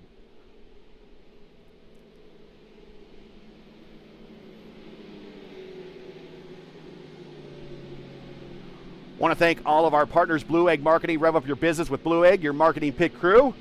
Turbocharge your lead generation with experienced drivers that can navigate the competitive track to connecting with your customers with Blue Egg. You're always on the pole position, leading your brand toward victory lane. Don't spin your wheels. Accelerate success with Blue Egg, fueling small businesses to win big. To learn more about Blue Egg, you want to click on their link in the description. Same thing with Worldwide Technology Raceway. It's a motorsports racing facility in Madison, Illinois, just east of St. Louis and close to the iconic Gateway Arch. It features a 1.25-mile oval that hosts the NASCAR Cup Series, the NASCAR Xfinity Series, which is now known as the NASCAR O'Reilly Series. That tells you how much I follow that sport, I tell you what. The NASCAR Craftsman Truck Series will always be the Craftsman Truck Series. Craftsman tools are the best. But more importantly, the NTT IndyCar Series has been going there for over 10 years now. To learn more about the Worldwide Technology Raceway or to buy tickets for one of their marquee events, check out www.raceway.com or click on the link in the description. Also want to thank Tom Boland Ford, Lucas Oil School of Racing. Lucas Oil School of Racing is proud sponsor of the 17th running of the Indy 500 coming up later this year. And Tom Boland Ford Some of the best service and selection in all of Hannibal, Missouri. Check them out on Highway 168. Again, link to them is in the description. Getting ready to go green next time by. We are at the 500-kilometer mark. 125 laps, now going to 126, down 127 laps. We cross the start-finish line. Going green next time by. Gabby Gibbs, it was 47 miles per hour lower to the other one. So I think it was some. We can say it's an issue on the seam or something like that. Make that. I used to racing. I remember I used to racing at one of the leagues in Michigan, and I have this G29 pedals, Logitech, and I have a problem with the brakes. No, sorry, with the throttle. So the throttle is doesn't work in the back straight in some points. So thinking about all these people going 250, 240, 230, and me just going 180, 190. So it's like I still pressing like a just foot to the floor. Yep, foot to the and nothing's happening. Yeah. Work. And then I die, and then I decided Fanatec. I know you don't like Fanatec, but I decided for that. The Elite Racing League's IndyCar Championship and Triple Crown Challenge is proudly sponsored by P1 Broadcasting. We are an esports broadcaster specializing in online sim racing on the iRacing platform.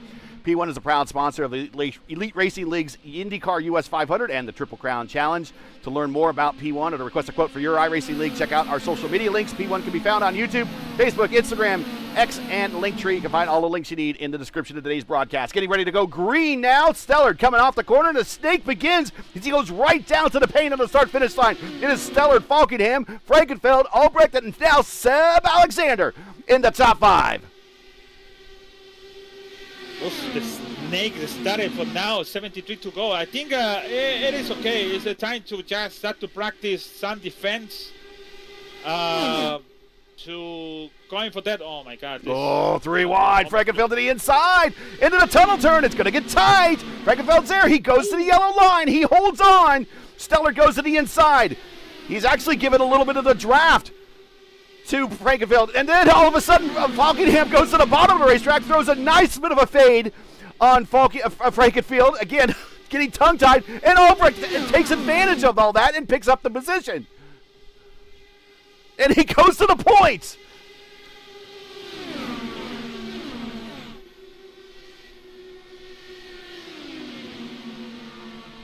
Man, we are just 70-something. Think about when we go for 15, 10 to go. That's going to be really excited. All these guys want to win the first one. Because it's the first one you want to just approach for the championship. So I know it's a lot to go, but man, win the first. Make you one step up front of everyone, actually. We've only had one repeat winner here at Pocono. That's Adriano Pinero. He has won the last 2 races here. So he, of course, not in the lineup, will not be repeating. The only driver in the lineup that can get another win here to add to their total is Frankenfeld. He won in the 2020B season over Alex Van Asant and Victor Del Porto. Victor Del Porto. It's been a while since we've seen Victor in the lineup. Daniel Falkenham to the inside of John Stellard. John's been up front all day today. He's showing a good showing there for prime time. Top 10, Falkenham, Stellard, Albrecht, Frankenfeld, Alexander, Gamble, Tate Lytle, Mason Mitchum, Trey Holmes has been in the top 10 all day. Jared Rexing has been in the top 10 for much of the day. Noah Gill, purple lap, 2:17.9. He's not really in this lead pack, but definitely showing some pace here as we are starting to get into the late stage of this race. Lap 131 of 200. 2 by 2 going into turn 2.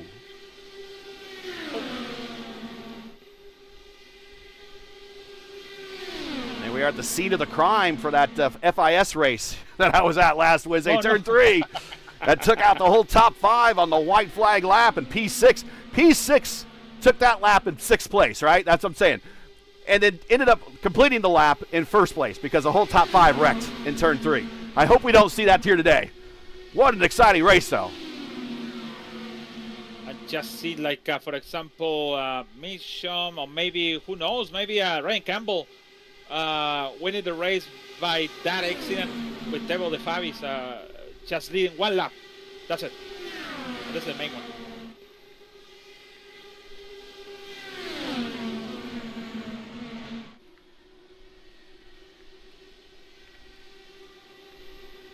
I said Teo de Favis. Yeah, it's the driver, Formula One driver. It's Tanner, actually. Yeah, took the white flag in 6th position and ended up taking the win. Only led one turn of one lap. That's all it takes. I mean, the only driver I know that's led less of a race to win a race is, and especially a 500 miler. That was a 300 miler. Was Dan Weldon. He led one lap, and I think he only led like a portion of the front straightaway in 2011. Caution! Hello. Noah Gill, Oh, no. who just set the fast lap, and let's see what happens. He is behind the 7. And again, I'm not sure who that is. Oh, apron bad. I can't tell you the difference of Daniel Fockingham do the same thing and Noah. Man, Noah didn't get it, but Daniel Fockingham, even Brian Campbell did the same thing. And it's easy to do. I mean, look, you just turn, and all of a sudden the car over-rotates, and there it is. And he's doing a good job, and he's like, okay, I'm going to the inside wall. But a little bit of a Danny Sullivan luck there, and it spins him in the right direction, and he releases the brake, starts rolling, and, he loses track position and then a set of tires, but he'll be able to come to pit road and be no worse for wear.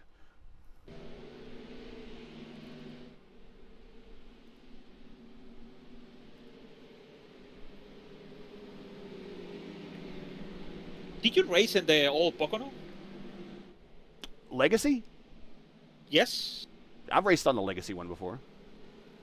Man, that track is tough.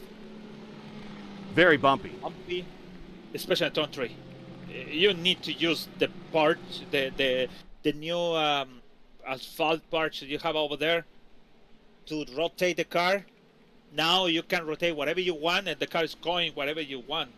At that time, it's like if you don't go for over there, the car is not going. If you go to the inside, you're gonna lose the car anyways. Think about it in that time when they started with Pocono and the USAC. How bumpy it was.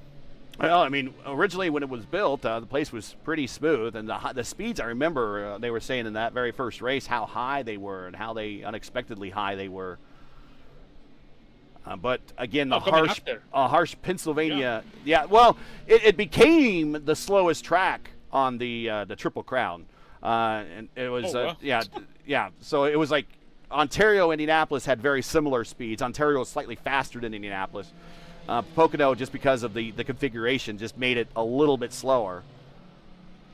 And I could pull the track record here and tell you that it's considerably slower than Indianapolis, even when they had similar horsepower cars on it. I do have that listed here somewhere.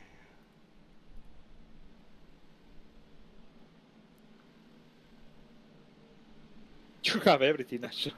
I'm doing but the problem is I can't find it quick. That's the thing. It is okay. The fastest ever 500-mile race in IndyCar history was held here. Juan Montoya won that in 2014. It was over 200 miles per hour was the average here for that race. There were 26 races here in IndyCar history. 25 of them were 500-mile races. The only one that wasn't a 500-mile race was the first IndyCar race back from the time they stopped in 1989. So and then they came back again with the DW12, and that was a 400-mile race. Scott Dixon won that one. The first race is 1971. The most recent race is in 2019. A.J. Foyt has won 4 races. Juan Pablo Montoya, here's the qualifying record. Juan Pablo Montoya, 223.871. So about 10 miles per hour slower than Indianapolis, average-wise. But the 500-mile race was 202.4 for that 500-mile race in 2014. And the furthest back to win in a real IndyCar race here at Pocono was Scott Dixon when he won in 2013. That was the first 400-mile race they had. He won that race. And the Elite Racing League P1 IndyCar Championship record for the farthest back someone has won a race has been here as well.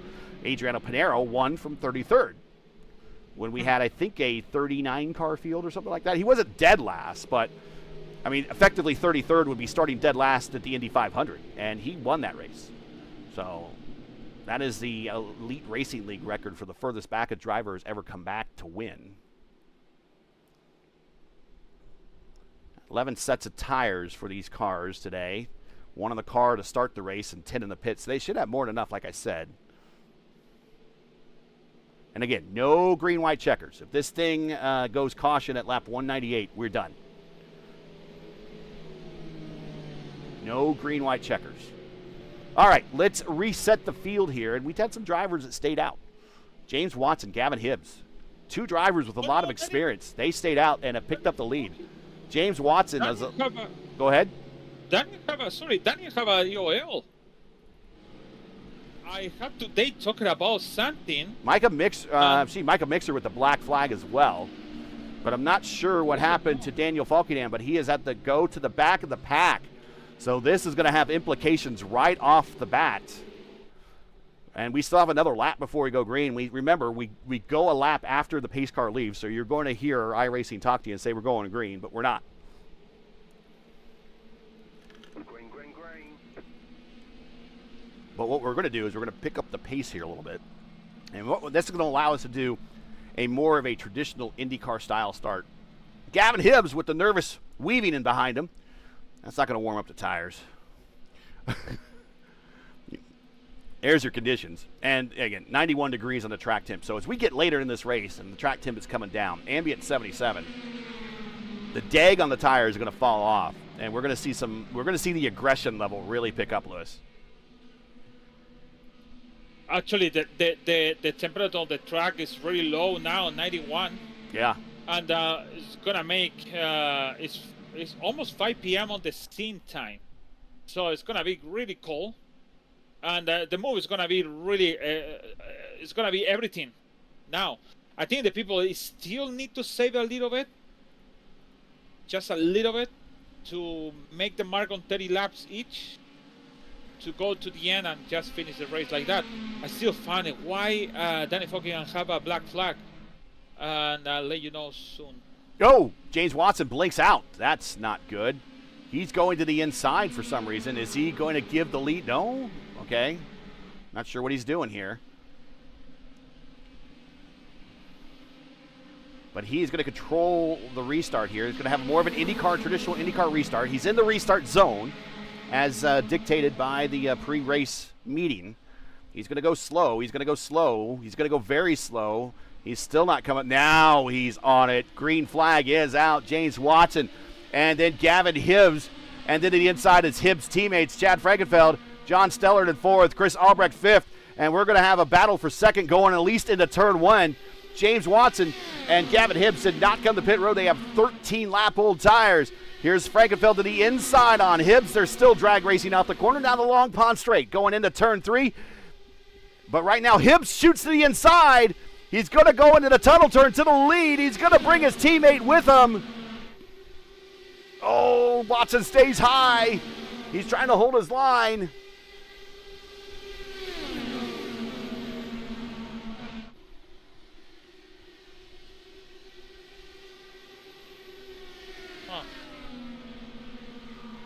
And Gavin Hibbs with the older tires to the lead. Oh, okay. So I think Daniel have a black flag because everyone's supposed to be coming to the pit in a line to the right side. He's just crossing the left side before approach the box. That's why he have a black flag for EOL. So this is supposedly the improper pit procedure, I guess. Exactly. So yes. There he is. So he's going to have to climb up quickly. He doesn't have as much time as he had. He's got over little over 100 miles to be able to reel in this field. Still plenty of time. And we have seen, people with more adversity get the win here in the past. Remember, Jason Brophy won here. And he went 2 laps down, and he got the win here. And a thrilling shootout back in 2024 with Nick Sudik. James Watson back to 4th. Gavin Hibbs still holding the lead, opening the door to Frankenfield to the inside. And he's going to allow his teammate on by. So Frankenfield back to the point.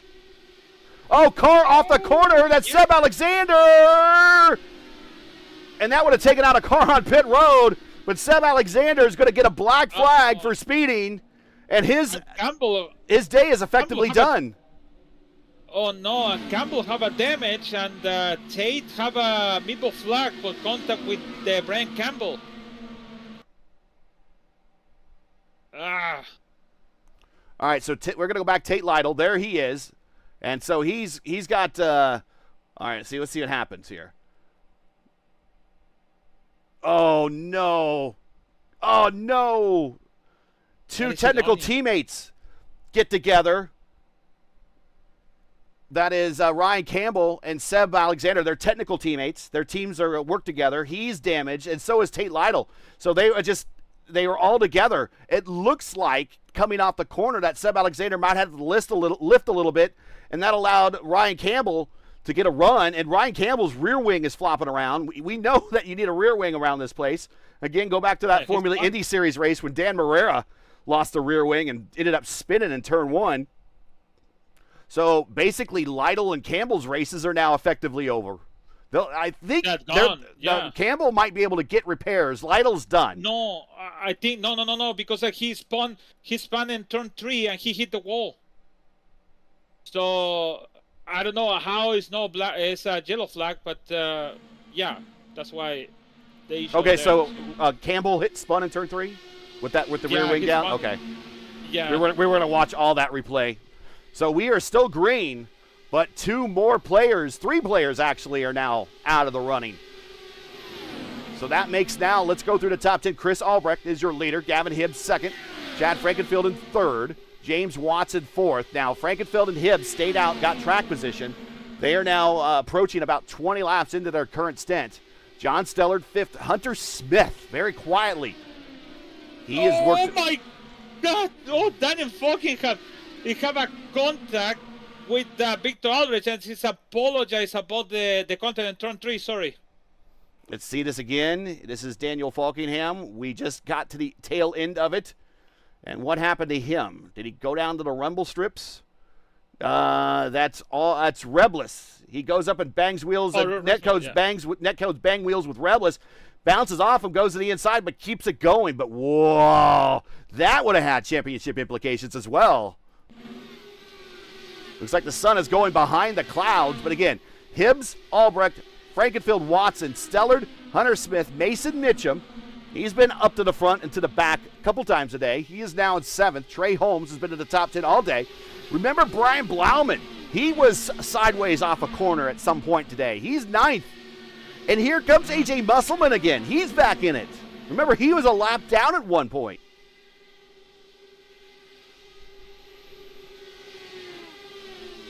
And folks, we still have plenty of time to race. Sorry, I didn't mean to cut you off. We're not even to 150 laps yet here.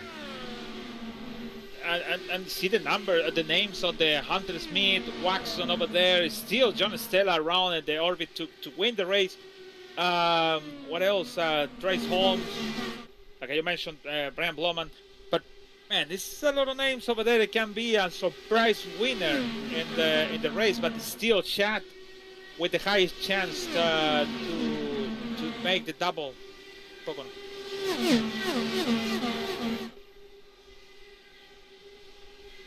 Trey Holmes to the inside. Mason Mitchum going into turn 3. That's turn 2, excuse me. And he clears him. Hunter Smith taking a look to the inside of James Watson. Hunter Smith would like to get another win in the march to the career Triple Crown. Got a win at Indianapolis already. Like to get a win at Pocono or Michigan. or even Auto Club.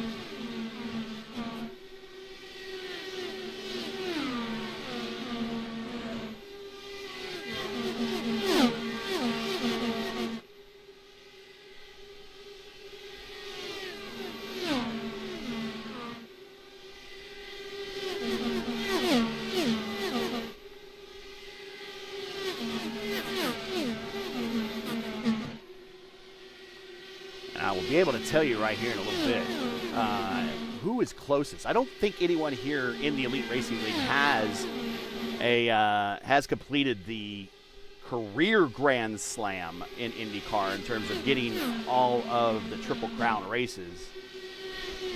I guess you would call it the Elite Crown. I'm going to see if I can find out here who has maybe 2 of the 3. Well, we know Frankenfeld has 2 of the 3. Oh. He has 1 at Indianapolis, 1 here. Don't think he has Michigan. I don't think he has 1 at Auto Club. We'll be able to find that data here at some point. I can find out in between. I am asking my database that I have built. Oh, that is way better. So, if you are hearing more stats than normal, what I have done is, now some people don't like AI, but this is where AI comes in handy. Is I have downloaded every race file that has been ever produced in the history of the Elite Racing League on the IndyCar side of things, grouped them together by season, and then uploaded them to AI, created a database, and now I can ask AI questions like, who has won at Indianapolis and Auto Club and Michigan and Pocono? And it'll probably come back and tell me no one has, but then it'll also answer the question that I want to ask next as well, who's closest to doing all that? Watch the 3 wide, Hunter Smith underneath. Stellard stays high. I think Watson's like, you guys go ahead. I'm going to be pitting soon anyways.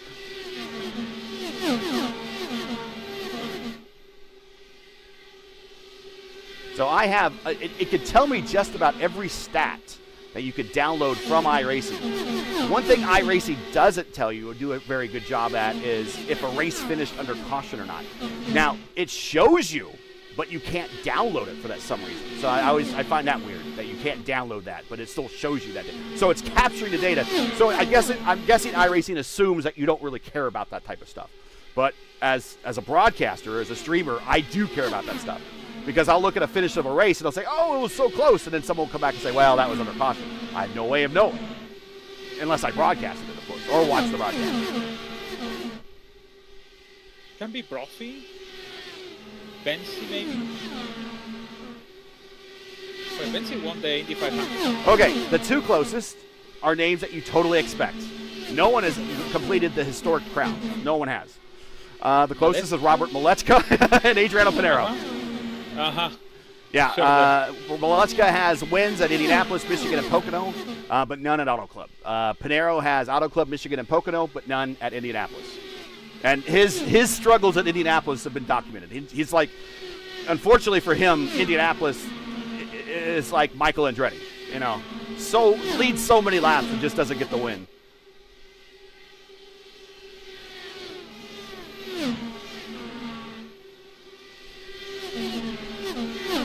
We're watching Trey Holmes side by side with John Stellard, who has fallen back to 5th, but I think he's just trying to find a place to slot in, make laps to get to this last stop. Now, get to the end. We got another 20 laps or so before we for sure can get to the end. And that's actually when that's going to fall in with the last stop. So next stop for a lot of these drivers will be their last stop. I don't think the next stop for Hibbs and the next stop for Watson will be their last stop. I think they might have to stop again because they're very close to pitting now. So they're hoping for some more caution. Someone in chat says, keep plugging away, Noah. And James Watson goes to the inside, and that might have been a slide to the inside because he's coming to pit road, and I think he is, yeah. Oh, hold on. He looked a little squirrely coming out the power. No, he's to the inside. I'm not sure what's going on with Watson. They have a black flag. He hit the... No, he has a meatball flag. You're right. He has a meatball flag. He is damaged, and he's just trying to bring this car around. Mason Mitchell have a contact turn 2, and he hit it in the back, in the back of the wheel, the wind. Sorry. So let's see here. This is going into turn 2. This is down the Long Pond Straight between turns 1 and 2. Oh, and we'll see what happened to Mason Mitchum. We'll go to the blimp here. Maybe that will give us a better view. James Watson is that bright yellow car in the middle of your screen. Right here. Are you going to say the word? I cannot say it. But it's coming to the pit to repair that part. The attenuator. Yes, sir.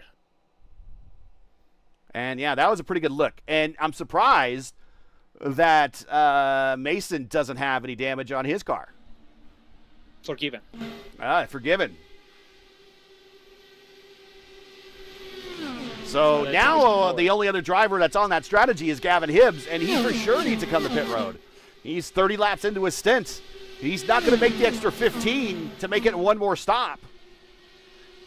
The problem of Mason is forgiven, but he have a damage on the front wing. He cannot keep a speed and draft of John Steller.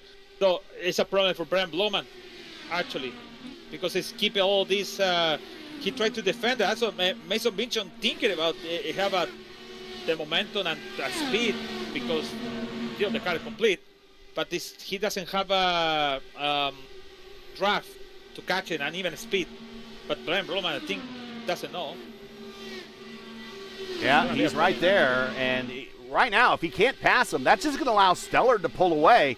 There he goes to the inside. And, yeah, that nose damage is not going to help there on turn 3, and Blauman clears him. And now Blauman needs to get to the handoff draft of Steller and pull himself forward if he wants to hope to get to that lead pack. But that's going to start separating the pack now. So right now, if we keep it up as is, Gavin Hibbs is going to have to come to pit road. That is for sure. Oh no, Watson hit the wall. He forgot about the bumping on the. Oh no, we have a yellow flag. Oh no. Watson hit the Watson wall. Exit to the pit road, and he just used the apron. Oh, he hit like he forgot the jumping. It's the washboard bumps off of turn 1. He's just letting drivers go, but he's trying to come up to speed of the process. And this is maybe in the next scan that we get of Pocono, they'll smooth this out. But he goes to the grass. He's trying to give as much room as possible, but he's coming up to speed. He's just trying to let everyone go. He might also know he's down. He's broken. He's down on speed. But watch him hit the bumps here. Boom, boom, boom, boom. Well, here it gets worse. Boom, boom, boom, boom, boom, boom. There's all the wall, and boom, into the wall, into the nose in, and under caution. So I think if I racing out here, if I Gavin Hibbs comes to pit road, by the way. Sorry. If I John Steller, or maybe if I Hunter Smith or Chad, it should be I come into the pit, make 20 laps, and then come into the pit again to finish the race with 23 to go. If I Daniel, I stay out to come back to the front. Yeah. I told you this thing's not over, and just so Daniel goes to the back, provided that he doesn't get caught up in somebody else's mistake or something, he's going to be right back in this. And there you see him just in the back of the picture there. He's in 13th spot now. He's already in the unlucky spot and already has some bad luck. So maybe this is the omen to reverse it. And I think you're right. He should probably stay out. He's 21 laps into this thing. And we'll see what happens. That's why in chat they're asking, it's too early to predict the podium? Sure, it's early because we have a yellow flag now. So we don't know yet. Nope, he's coming to pit road. He's coming to pit road. Oh, that's... don't know it's a good decision, but it's going to be fall down.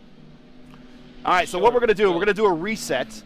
We got 42 to go, so just over 100 miles of this 500-mile race of the F5 Challenge 500 from Pocono Raceway, the 8th running.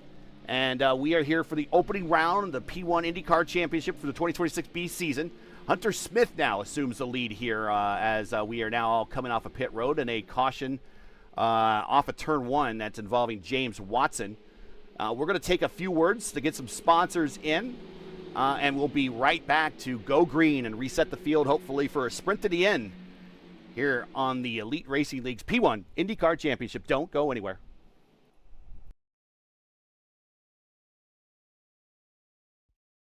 Racing isn't easy, but experiencing it is. iRacing puts you in the driver's seat with the industry's leading sim racing game. Drive on laser scan replicas of the greatest racing circuits from around the world. Go head to head against other drivers chosen by skill-based matchmaking to ensure competitive racing at every level.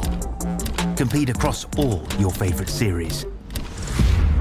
In officially licensed cars, engineered to deliver the most accurate driving experience possible.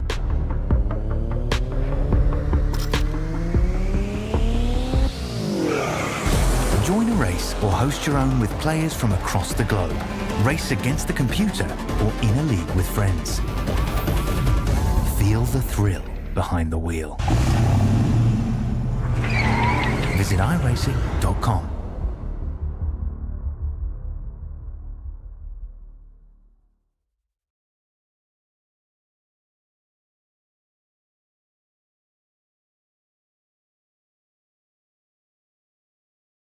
Before anyone else was talking about it, we were building it. Sim Gaming Expo, America's original, community-driven, multi-genre simulation gaming event. Experience the latest hardware and tech, meet creators, watch live competitions, and celebrate your passion with fellow sim enthusiasts. Join us September 18th to 20th, 2026 at the Schaumburg Convention Center in Schaumburg, Illinois.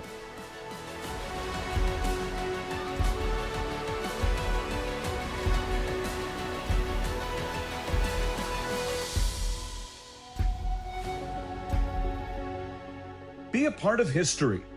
For tickets and information, visit simgamingexpo.com.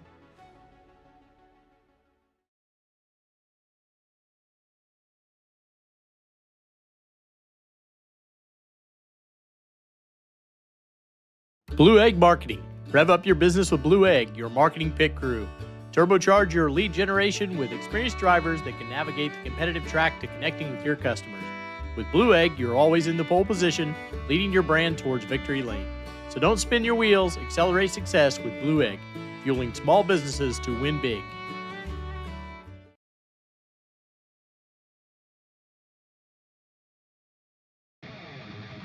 The Lucas Oil School of Racing. Simply stated, we are the professional ranks where the quality of the equipment often dictates the outcomes, and all of our cars are designed to perform and race as close as humanly possible. None of our competitors will have an advantage from engineering tactics. Rather, you will compete on a completely level field with a score of immensely talented up-and-coming drivers, all pushing each other to reach their new heights in their respective pursuit in becoming a professional race car driver. Every year, our top-performing graduates move on to the professional racing ladders of IndyCar, F1, and IMSA. Whether drivers compete in 1 or 2 seasons of our series, when they are ready to move on, they are ready to move. The training you receive in our school is an unmatched, unforgettable, first-class education combining the very best racing instruction and education. If you've been waiting for the right time to upgrade, that time is now. Score up to $4,000 off on a 26 brand new Ford Explorer. And our Ford Explorers come with the Boland lifetime powertrain warranty. So get to Tom Boland Ford in Hannibal. Heck of a deal, ain't it?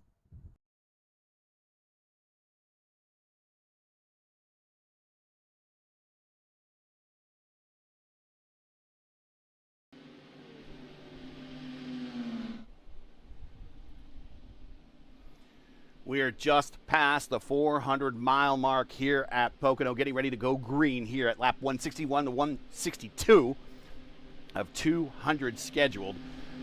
And we have 2 Indy 500 winners at the tip of the spear. It is Hunter Smith, Chad Frankenfeld, teammates for Little Eagle Racing, and then A.J. Musselman, who has been in the community for an extremely long time, very experienced in these cars. He is third. Justin Vandermarl, one of our graphics guys, a lot of these graphics you see on the screen, he helps with. He is fourth. He's having a whale of a race. And Casey Graves, a name that we haven't talked about all day today, he's in fifth. And we're getting ready to go green with less than 100 miles to go in this race. We are in the Rick Mears laps of 500-mile races for IndyCar history. And here we go, green flag out.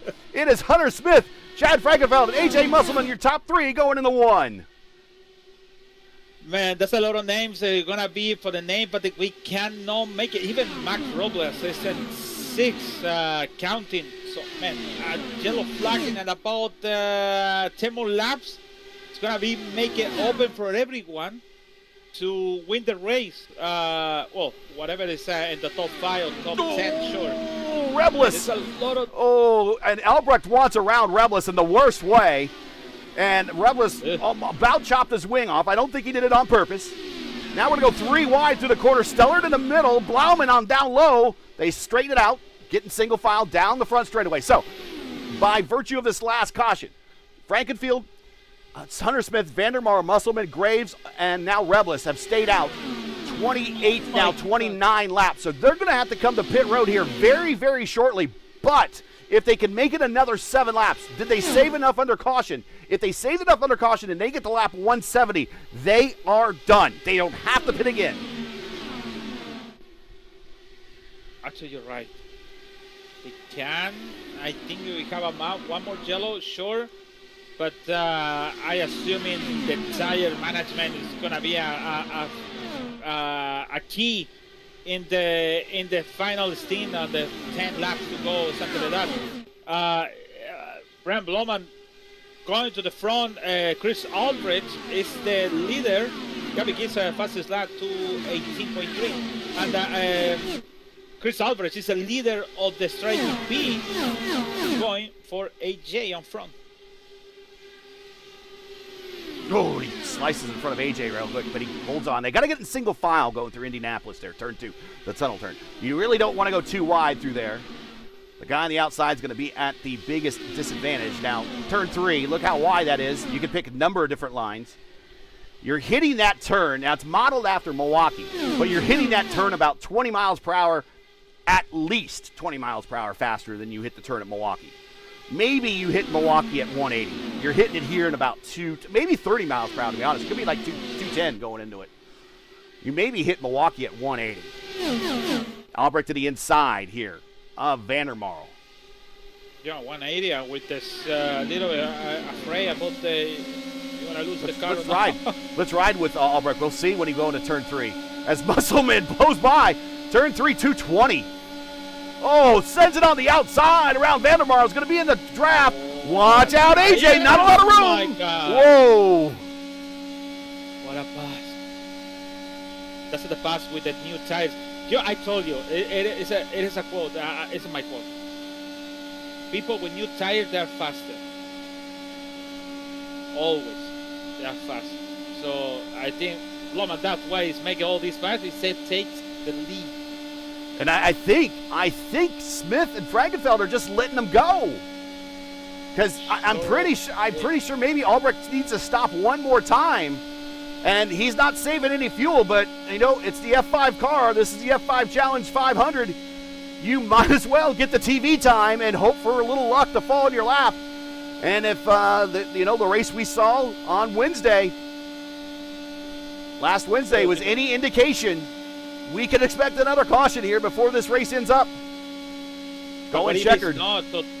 I hope not. But if it's not, that's why the Chad and Hunter still save it. They need to finish. They need to come into the pit, and about 30 to go. So that's the good mark to don't save a fuel, just going for everything. That's why it's a good thing for Hunter to keep it, even for Chad. And if they want to let pass by Brian, just do it. But because they need to all the fuel save it for before coming to the pit. Here's Micah Mixer. Now he's had some problems today. Now remember, he's a rookie and by name only. Remember, he finished on the podium at Silverstone. I think, isn't he finished on the podium at Silverstone? I think he did. And he is back in the mix. He's in 10th. There are currently 24 cars still out there racing. We started with 42 car banging off the wall off at 2. Not sure who that was. That might have been Mitchum. It was in that. It was in Mitchum's neighborhood. Yeah. Man, Daniel with the new tires is a beast, and now he's in top 5. Technically, it is third. in the strategy. And yeah, he did the right thing by not panicking. And I told you there was a lot of time left. And maybe if things worked out and he got caught up in one of the back markers and ended his day early, then that's maybe a consequence. But again, long race, 500 miles. It's a marathon. And if you're a good driver, who's coming to pits? Frankenfeld? Yeah, Chad Frankenfeld now. This will be, this is going to be, this should be a final stop. This should be his final stop. And coming with him is AJ Musselman. So this is good for Chad and AJ because they're going to have dance partners coming off of pit road that they'll be at least be able to do some swap drafting and help with those key outlaps when they're on the fresh tires. So when do we see then Hunter Smith and Justin Vandermarl make that turn down pit road? I would imagine next time.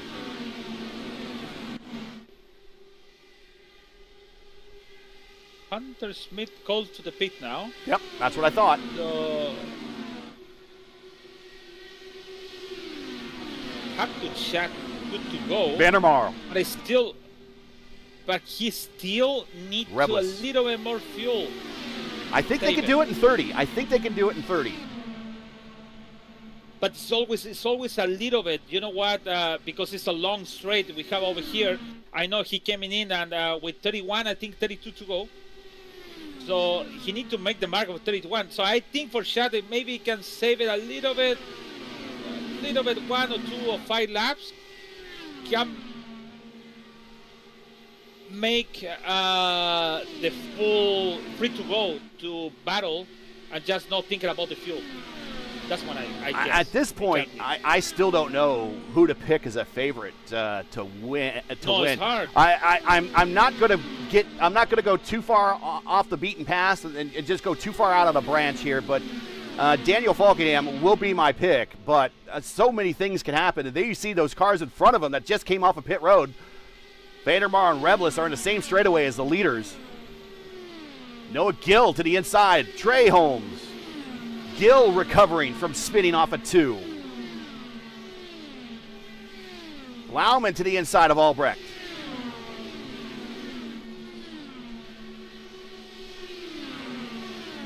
And once again, thanks for joining us, everybody. If you're just joining us, you're watching the 8th running, or the 8th annual, actually, F5 Challenge 500 from Pocono Raceway.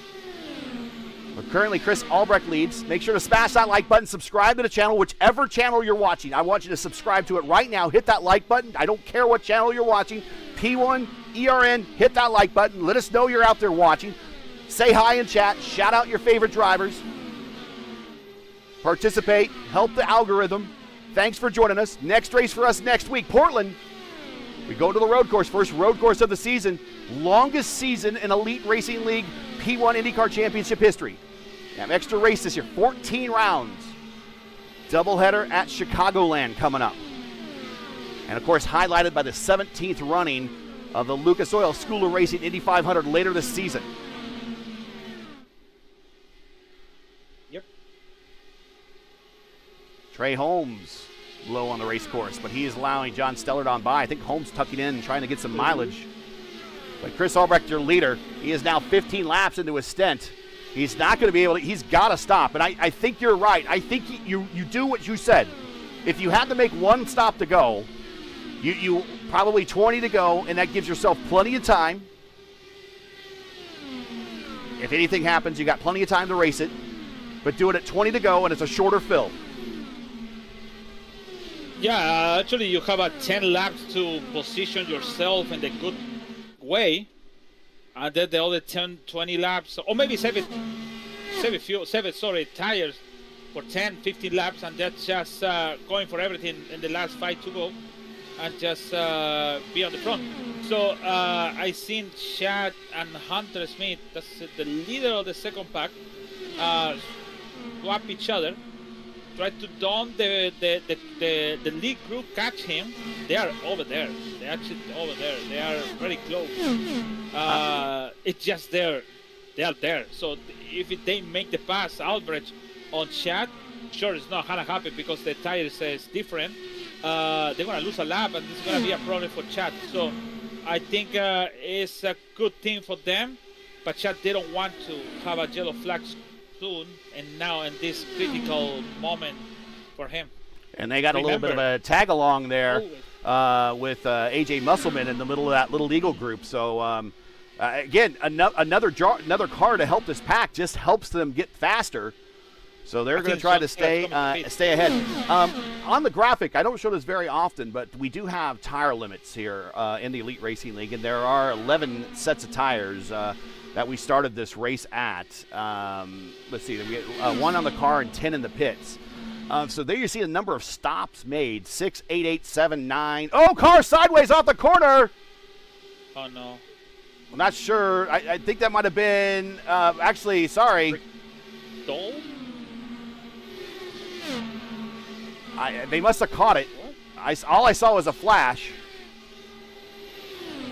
But anyways, again, disregard. So this should give you an idea of what teams should have left in the pits for tires. Now, you see Wags at 11th. He's made 11 stops. It doesn't mean he's changed his tires 11 times. He's could have come in a number of, pit stop, and then because he's at the back of the pack, pit again and top it off without changing tires. So he's possible to that. But I'm willing to bet everyone has some tires in the pits, and if there's a late caution and somebody wants to come to pit road and throw on a new set of tires and do a full send, watching Blauman and Albrecht for the lead here, they can. So I think we have enough tires in pit road. I don't think anyone has reached the limit. Noah Gill has caught this group. Go ahead. John Stella did the pit road. He came out. He's good to go to the end, and he's leading the pack, the new pack, the pack 2 of the race. So this is the leader of the race. So we waited for the other guys on the front to come into the pit. On the end, it's gonna be this battle: John Stella, Smith, Frankenfeld. Who knows? AJ. Maybe Chris Albrecht is gonna be over there too. Yeah, AJ is there too. Justin Vandermarl. And some names that we haven't talked about: Thomas Sherman, Casey Graves, even Mark Reblis. They're all kind of in that group. Kinda. I say that kinda. They're starting to lose track of it. Musselman taking a peek to the inside. Matty Wags, pit road, coming off of pit road. So his stop's done with 20 to go. So he's been listening to you, Lewis. Man, Wags don't listen to you. There's no way Wags listens to you. No, they don't have to. So when does Chris Albrecht come to pit road? Does he come with exactly 20 to go and do what you suggested? And he's in the draft of Reblis. Now, the draft is saving him, but it's hurting him on these turns because he's getting the aero wash. That's dirty, disruptive air. Oh, it's Casey Graves hits the wall on turn 3. Nothing bad. So keep So going. let me talk about what I was talking about, the dirty air. So think of this as a boat, right? And so Reblis here in front of Chris is going through the water, and he's leaving a big wake, right? And then it's really kind of calm through this area, but it's really a lot of a lot of waves outside, and that's where the dirty air. This is where the dirty air is, out here. And so what he's doing is he's going to offset himself in the corner because he's getting the clean air on these front wings, and then back on the straightaway he gets in the wake. He gets the clean air. He's going to get a little bit of a slingshot. Here we see Reblis go to the inside. And Albrecht's going to have the slingshot on the outside and the faster line, and he'll be able to complete this pass. And I ran out of room on my telestrator, and I dragged in my my other there you go, see right there, my other overlay. Normally I have it on another screen, and I didn't set it up in time. But I could be like John Madden, boom. This guy's going to go over here. He's going to be in motion,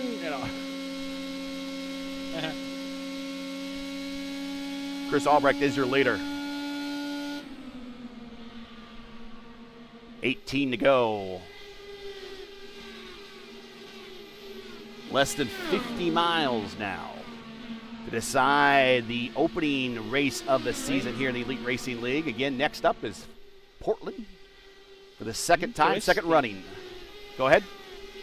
Interesting. The straight Holmes on front. Mason Mitchum now is on the front of the back two. The problem is about Hunter Smith, Chad, AJ, Justin over there. They have 11 laps of the old tires. They're gonna go destroy in the last 5 to go. So I don't think it's gonna be problem for them. That's why he's still Aldrich, Bloman, Noah is still waiting, Dan is still waiting because they want fresh tires. Maybe they can come in at 12 to go. Maybe, sorry, it's gonna come in and fight in the next 5 laps to the pits, and it's gonna be a show for sure with the 10 to go.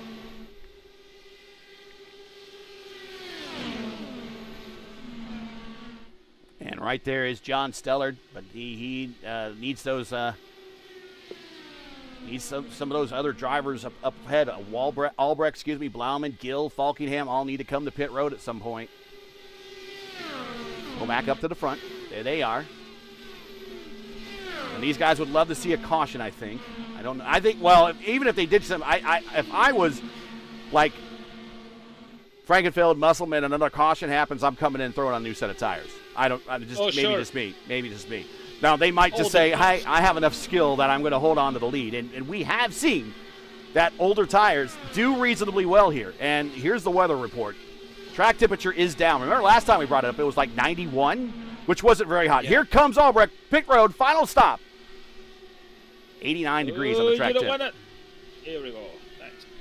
And again, got to be careful on pit road. There has been a slight rule change in iRacing and the way the cars behave on pit road with the pit limiter. And you can't always rely on the pit limiter to keep you under the limit, so you got to keep your eyes open. It's not a set and forget thing now. So you don't want to speed. Also on pit road, who else is with him on pit road? Jared Rexing for his final stop.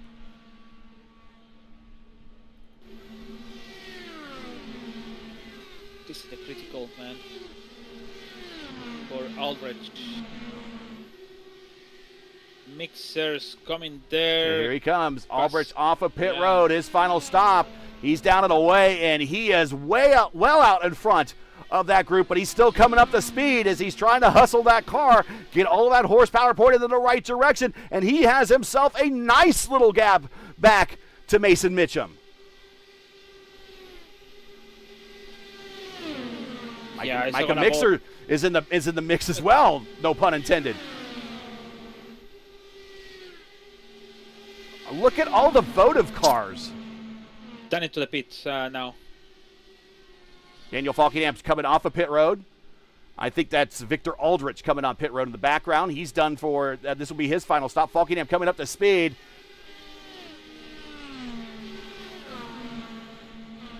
And I think Mitchum's going to get him. I think Mixer will get him. Stellard might, he slides in there with Trey Holmes. Trey Holmes just uses him for a little bit of a slingshot and goes on around.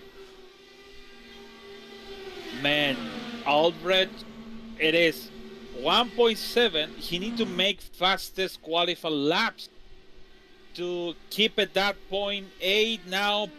The problem is Michael Mixon need to work in with Mason Mitchum to catch Victor Aldrich. But it's about time. Now it's 0.9, so it's 2 seconds. So Victor Aldrich make it fastest lap by qualifying to escape for the group. Now it's almost at 2 seconds. Noah Gill is now the leader. Noah is 30 laps in. And somehow Seb Alexander, he was involved in an incident earlier this race. He is now in second spot. He's 30 laps in. He's got to come to pit road. We know he knows how to save fuel, but that's a lot of fuel to save to try to get to the 500-mile mark here. Nigel Stock currently is in third. Blauman, you saying coming to pit road? He's coming off of pit road. It is out, yeah, with Gibbs. Gavin Hibbs.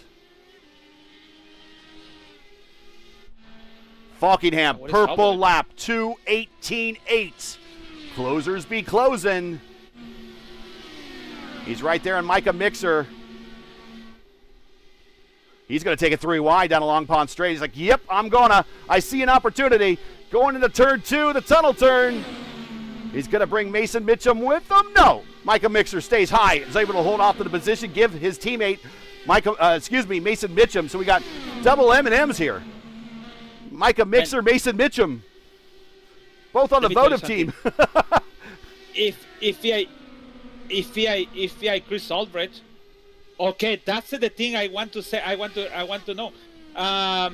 Roman and Chris Albrecht, they wanna working together to escape away for this group and define on the end who's gonna win the race. So this Nigel is gonna Stock be almost hits the inside wall coming to pit road.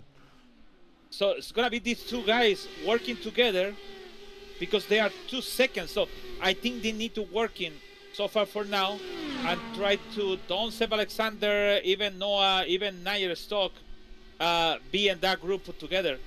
Now it's 2 seconds between Brian and Daniel. 10 laps to go here at the F5 Challenge 500. The battle is coming down to Brian Blauman, the winner of the last race of the last season, to get his first win at Gateway. He's in here with virtually no teammates. They're not the teammates that he ended last season on. They're no longer in the series full time. It's him by himself. I think he might have another teammate with him, but up at the front, it's him by himself, and he is with Chris Albrecht. Up until today, his best performance is really when he won the pole at the Indy 500 a couple of seasons ago. Hasn't really put together the finest finishes he wants. He does have a win in the Dark Horse DW12 series at Indianapolis. Remember, he got that win leading up to winning the pole at Indianapolis here in the Elite Racing League. As Seb Alexander is right in front of him. Seb comes off the pit road. Seb is going to be right here in this battle. And I think Noah is the guy gonna make all this group with Daniel and mix them. Caution! And it is Casey Graves. Hit the wall and turn to 1. So I'm not sure what happened. Did he get sucked into the wall, or did he have a wheel DC or a monitor issue, and he just went up and grabbed the wall and brought it to a halt here? We'll see. This is going to set up a late race sprint, and does anybody come to pit road?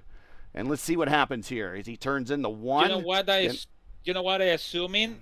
He hit the wall, he tried to go to the apron, and he again found the jump. Oh, he did hit the wall. And yeah, and he tried to slow down. Yeah, there it is. Oh, again. And that Al Unser Jr. livery from the 80s and 90s. Gonna be a good. All right. What do we do? What do we do? Do you stay out for track position? Do you throw on an extra set of Firestone Firehawks?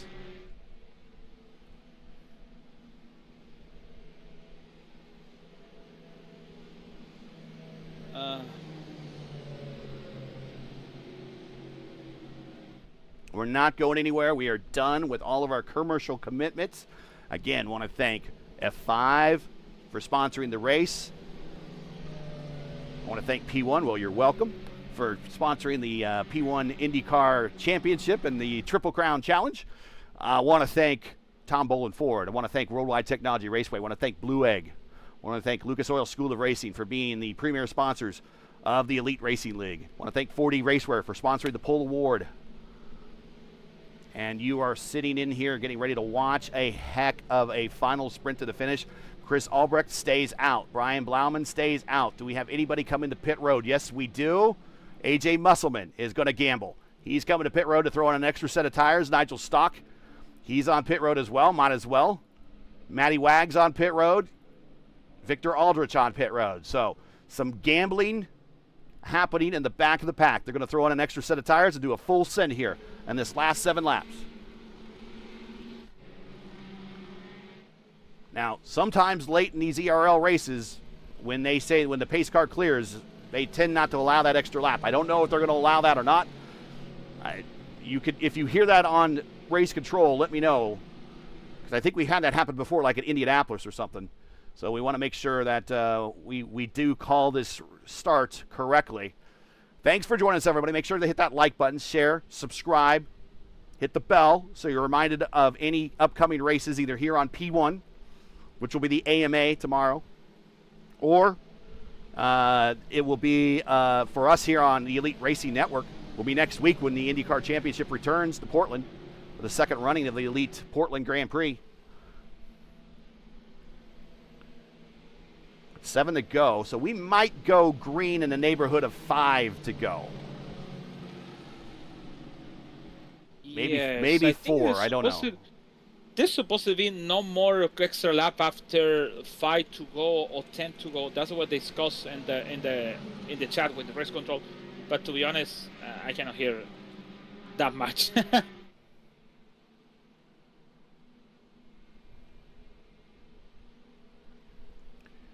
All right, we'll reset the field here. Chris Albrecht looking for his first career win here in the Elite Racing League is your leader. He will be the leader at this restart. Brian Blauman, like I said, won the last race of last season, but this season that he, now that he's a bona fide winner, is completely different for him. He doesn't have the teammates, but he still has the performance and the pace.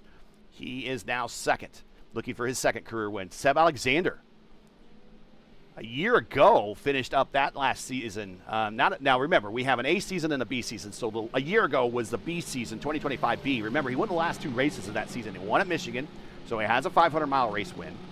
He did very well in Indianapolis the last couple of times he's been there. In fact, he started from deep in the field and got up in the top 5 very late in the race. Unfortunately, he was involved in the incident that brought out that last caution that finished the race under caution that gave the win to Hunter Smith. But he's looking for his third career win. Noah Gill in his first career start. He's looking for his first career win in his first start. It's going to be a rare statistical fact there that you don't see very much in IndyCar history.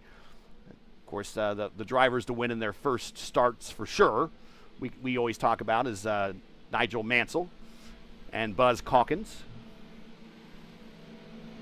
And then Daniel Falkingham looking to add to his win total from a season ago.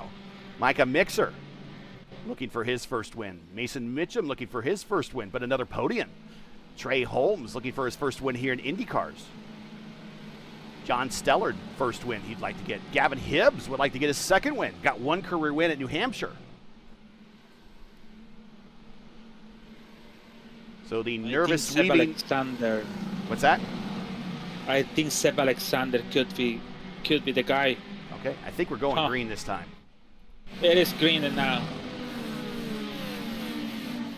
So when the pace car pulls off, no extra lap. We're inside of 10 to go. Green flag is out, and Chris Albrecht wastes no time. He's like, I'm on it.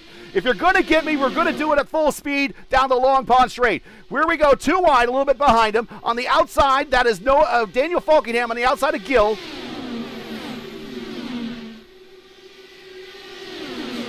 Plowman to the inside. Now drag race down the Long Pond Straight. 2 by 2 by 2, 3 rows deep.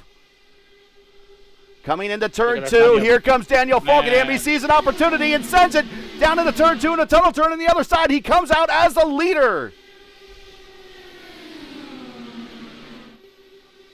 Oh, contact between himself and Albrecht, but they recover. 4 to go, 10 miles. It is a qualification attempt in Indianapolis, and they're spread out 4 wide right behind them. Oh. Falkingham keeps it low, off the corner, down the Long Pond Straight, but he's going to have Chris Albrecht with him. Chris is going to get the preferred position coming into the tunnel turn. Falkingham immediately tucks in behind. Looks like Albrecht really stays low and defends. He did a good job, not going high, but then you see Falkingham cut down to the bottom off of 2. He's going to have the preferred position in 3, but Albrecht will have the momentum on the high side of 3. Right behind him, here comes Blauman. Right behind them comes Mixer. Here comes Seb Alexander. Falkingham going to lead now with 3 to go. So if the yellow flag is coming out, the race is over. Sure, it's going to be over. Through 1, Albrecht leads again. But again, just temporary. As Falkingham's going to get the draft and work on him. Albrecht goes to the inside. The weave goes back up to the middle of the racetrack. But Falkingham's going to have a run. He's going to take a peek to the inside. No, he's going to tuck back in line. He's going to take a look to the inside. Albrecht cuts down. Gives him a little bit of a dirty air. Now, we got a car in the wall behind, but we're not going yellow. Falkingham down low in 3. Clears Albrecht. Albrecht's going to have a run off the corner. Still drag racing down the front straight. Stellar. And Daniel Falkingham. Falkingham will be the winner. Wait a minute. No, we're caution. Let's allow. I think Falkingham is the winner. Daniel. Yes. And we are going to finish under caution. And what happened?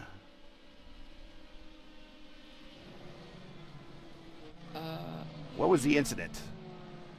It is. Oh, John Stella hit the wall, and Rexin. No time to avoid him. Okay, we'll see right here because we'll have time because we'll finish this race under caution. And Rexin's going to get a big run on the high side. Stellar has a whole bunch of dirty air every lane he goes to, and he's just trying to send it now. And pow, you can see right there, just smacks the wall. Rexing just kind of no place to go. Again, the closing rate. He turns Stellar to the inside. Stellar does his best impression of Danny Sullivan, does get it pointed in the right direction, kiss the inside wall, but unfortunately, that's going to kick off auto stewarding here on iRacing, and that will end this race under caution. Yeah. To be honest, Chris, take a little bit time to make the pass, and that's why make the leader of the race, Chris, Danny. Oh, and Rexing is being parked on the Long Pond Straight, so he's been told to give some positions up, I think. Yeah, for the incident for the last yellow. But Daniel Falkenham will get his first 500-mile race win here in the Elite Racing League in the IndyCar Series, in the IndyCar Championship here, as he will come home the leader. And as we talked about, he is really the man to beat this season, and he's going to start off this season in the best possible way with a win, and a win in a 500-mile race, and a win where he had to overcome a lot of adversity, where he got sent to the back and was able to race his way forward and get the win. Unfortunately, Chris Albrecht's going to come up just a few feet short from getting his first career win, but a great outing for Chris Albrecht. He's going to come home in second, and a great start to his season, and a great race for the race sponsor, F5 Challenge. And Brian Blauman will have his second consecutive podium, kicking off the end of last season with a win at Gateway. He will come home on a third place here in the F5 Challenge 500 from Pocono. And that is going to be the race right there. 3 hours and 2 minutes race.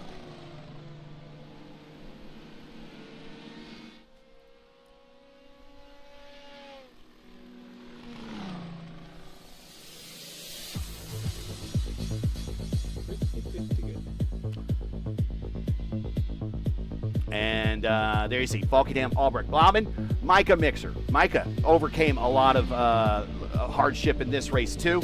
He comes home fourth. Noah Gill, we saw him have a moment. He comes home in fifth. Great debut for Noah Gill, a top 5. Mason Mitchum started up front, stayed in the top 10 virtually all day, Lewis.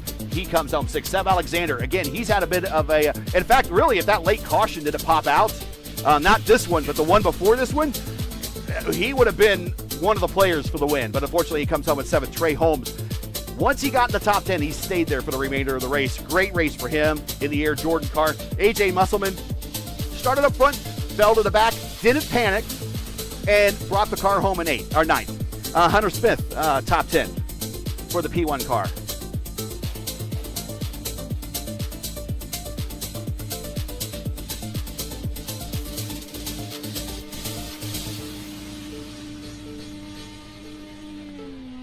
Frankenfeld, not the finish he was looking for. Nigel Stock, Vandermarl, Reblis, good finish from Mark. Thomas Sherman, Victor Aldrich, Matty Wags, John Stellard. Remember, he's up front all day today. Gavin Hibbs, Jared Rexing. Ricky Doyle, Ryan Scholl, Casey Grams, Casey Graves, Ryan Campbell, James Watson, Tate Lytle, Craig Forsyth, Richie Hearn, Dave Huckleberry into the day on his roof. Stockner and 30th. Blair, many letters, Osborne, Silver, Hayden, Darth Lull, Ricky Paz, the Maestro, Brown, Yellen, Camargo, and McKernan. I think that's your 40-car field. Nope, Dan Morera and Harrison Talent, 41 and 42nd. That's a lot.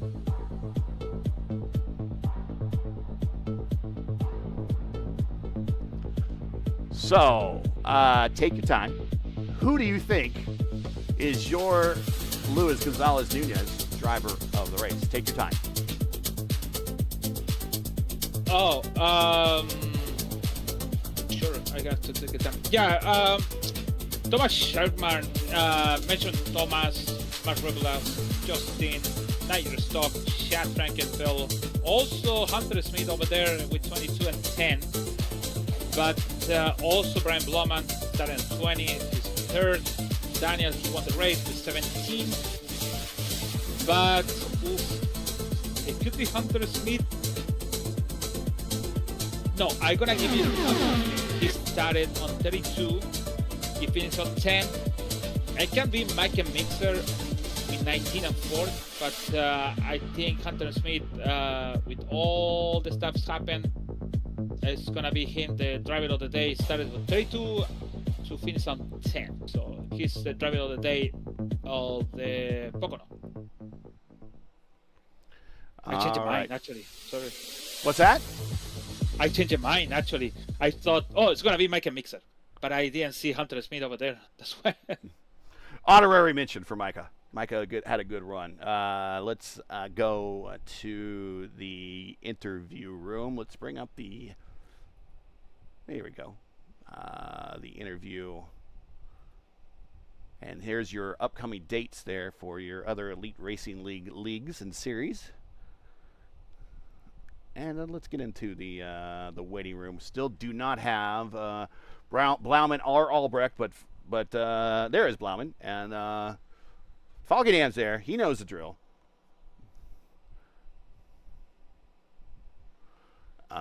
So let's, as we wait for, Blauman is there, but stand by.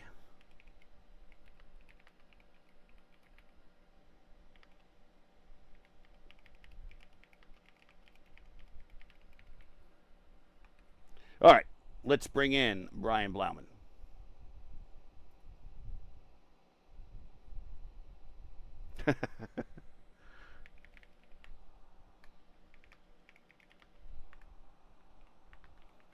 As I'm getting messages already sent to me. Let's see who else is sending me messages. All right, good. Let's get into the interview room. I just have no chance to look at messages and bring in Brian Blauman. And here is Brian Blauman joining us on the broadcast. Wow, what a day, a 500-miler. And this season really is kind of starting a little bit weird for you versus last season. You don't have the wingman that you had. We talked about that. You're missing the championship contenders of Fody and Stanley. You do have, I think, Jared Rexing in the lineup with you. Is that right?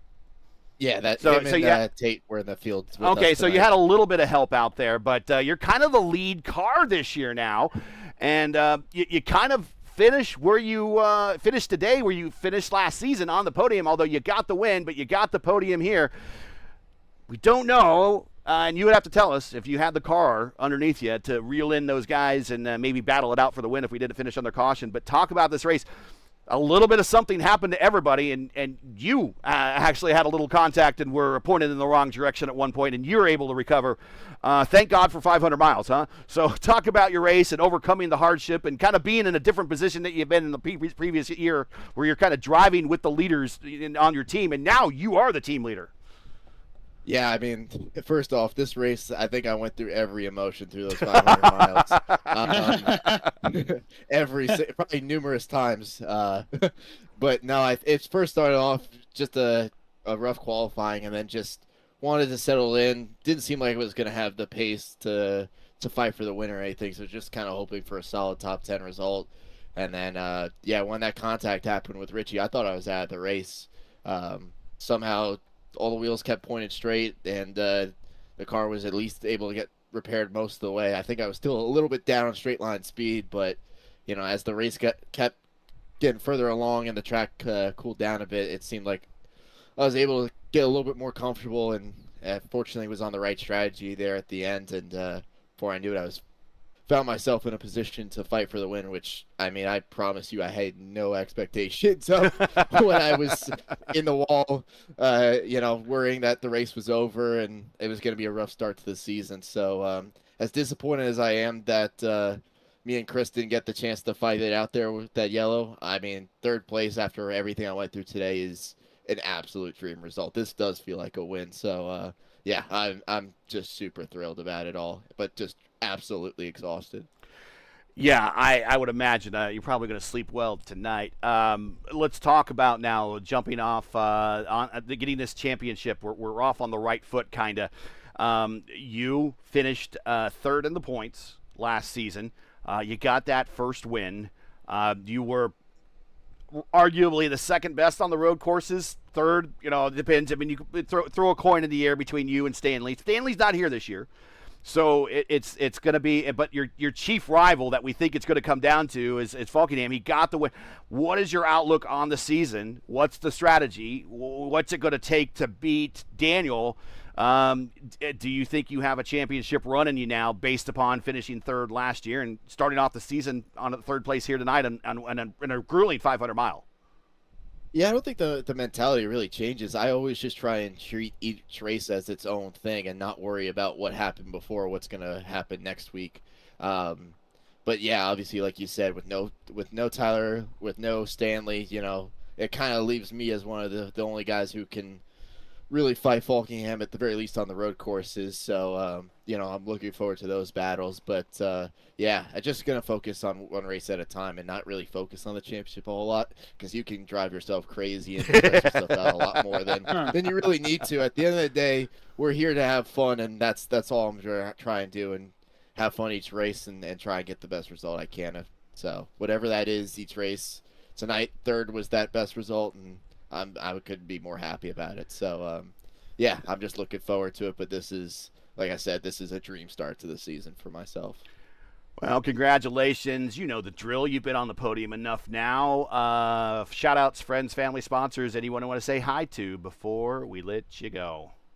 Yeah, just the Lake Norman guys. Like I said, it does suck not to have the full squad here this season, but I appreciate Tate and Jared. Tate's going to run a part-time schedule. Jared's going to be here, I think, every week. So okay. I won't be completely alone by myself, which is quite nice to have. Good. So, yeah, and then also just Tyler for, again, letting me race under Lake Norman banner. And I know that those guys will be here for the 500. So I know that's a ways away, but I am looking forward to having the full squad back in the future. Well, you're coming up on your 50th start. I don't know if you knew that or not. This is your 47th career start. Of course, you got that one win. This is now your 9th podium and your 17th top 5 and 25th top 10. So almost half of your starts are in the top 10. On top of your 4 poles that you have. You led some more laps today. You led 5 laps to add to that total. You bettered your previous Pocono finish, which was 14th before. You did much better this time. So, hey, things are all looking up. Congratulations, and we'll see you in a week when we get back to the road course, a place that I know you'll be up on the wheel for. Yeah, thank you guys. I appreciate all the kind words, and thank you again for broadcasting these races. I can't wait to watch this one back. Congrats. We'll catch you the next one. Yep, take care. All right, let's bring in, move this graphic here. Here we go. And bring in Chris Albrecht, which I believe, I want to double check and see if Skynet actually told me correct here. Yes, this is his best career finish, so we will bring him in. And here he is, a former pole sitter from Indianapolis, a couple of seasons ago, getting his best career finish here in the Elite Racing League in the P1 IndyCar Championship in the sponsor's car, the F5 Challenge.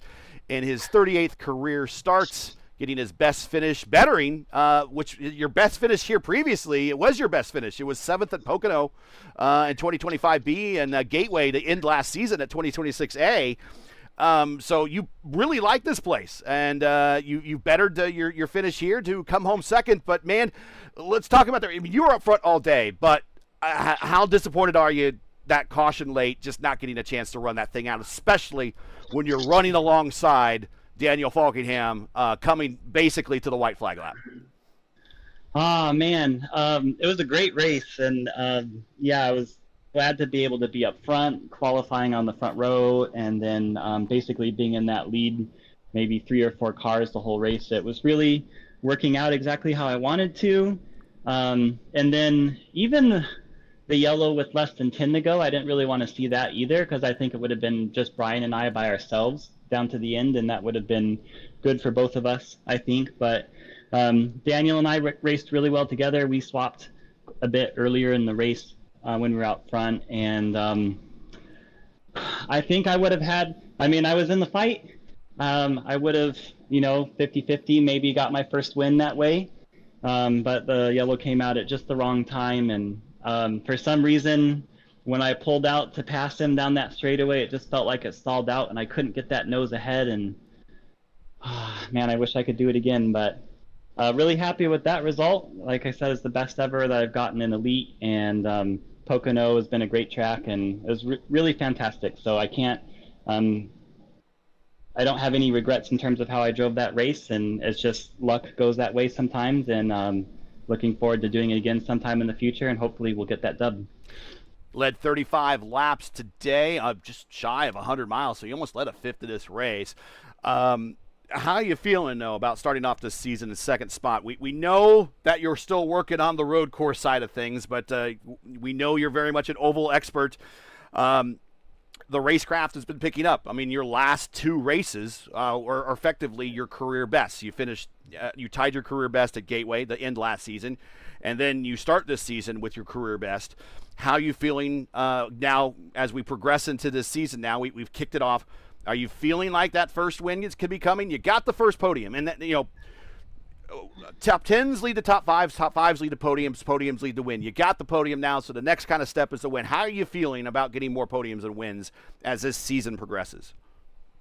Well, that's definitely the goal for this season. I'm trying to be more prepared for each race, so I'm not just jumping in and winging it every time. And if I do that, I think I can qualify better. And if I qualify better, instead of coming up from mid-pack to top 10, I can hopefully be going from top 10 into the top 5, podium, etc. So that's the goal. I would love to get a win this season. I don't know if it's going to happen, but if I can keep running up front and giving myself opportunities, hopefully it'll happen at some point. Well, we will give you the microphone. This is your first time you get to do it here on this program. We talked about your win over in Dark Horse at Indianapolis, kind of leading up to your pole position there. So you don't get a chance to do it very often, but maybe we get to see more of it as the racecraft is kind of coming together, the match to pace that you put on qualifying. Shout-outs, friends, family, sponsors. Go right ahead. Yeah, so first shout-out would be to my team. Track Rocket was working with Wags on the radio. Dave Huck joined us, and I always appreciate Dave getting me in to Elite. He's the one that brought me in and recruited me, so forever grateful to him. And Tristan Fortson hopped into our voice chat at the end too. He was helping out, so shout out to him. And Taupe Soap for our team sponsor, so thanks to them for helping us out on the team. And then also shout out to F5 Challenge, which we got that on the race sponsor for today. They're a great organization mixing faith and fitness together. So I'm really glad that I could represent them and get them a bunch of screen time today. Well, in his 38th career start, still looking for that first win, but get his first podium, his first top 5, and his 6th career top 10 here in the Elite Racing League. He had 83 laps led in his history before today and got another 35 on top of that, and he beats his career best of 7th here at Pocono and 7th at Gateway to end the season to get his best career finish. And, of course, he's still highlighted by that Indy 500 pole, but this probably ranks pretty high on accomplishments as well. Congratulations, Chris. We will catch you when we go to Portland. Sounds good. See you next week.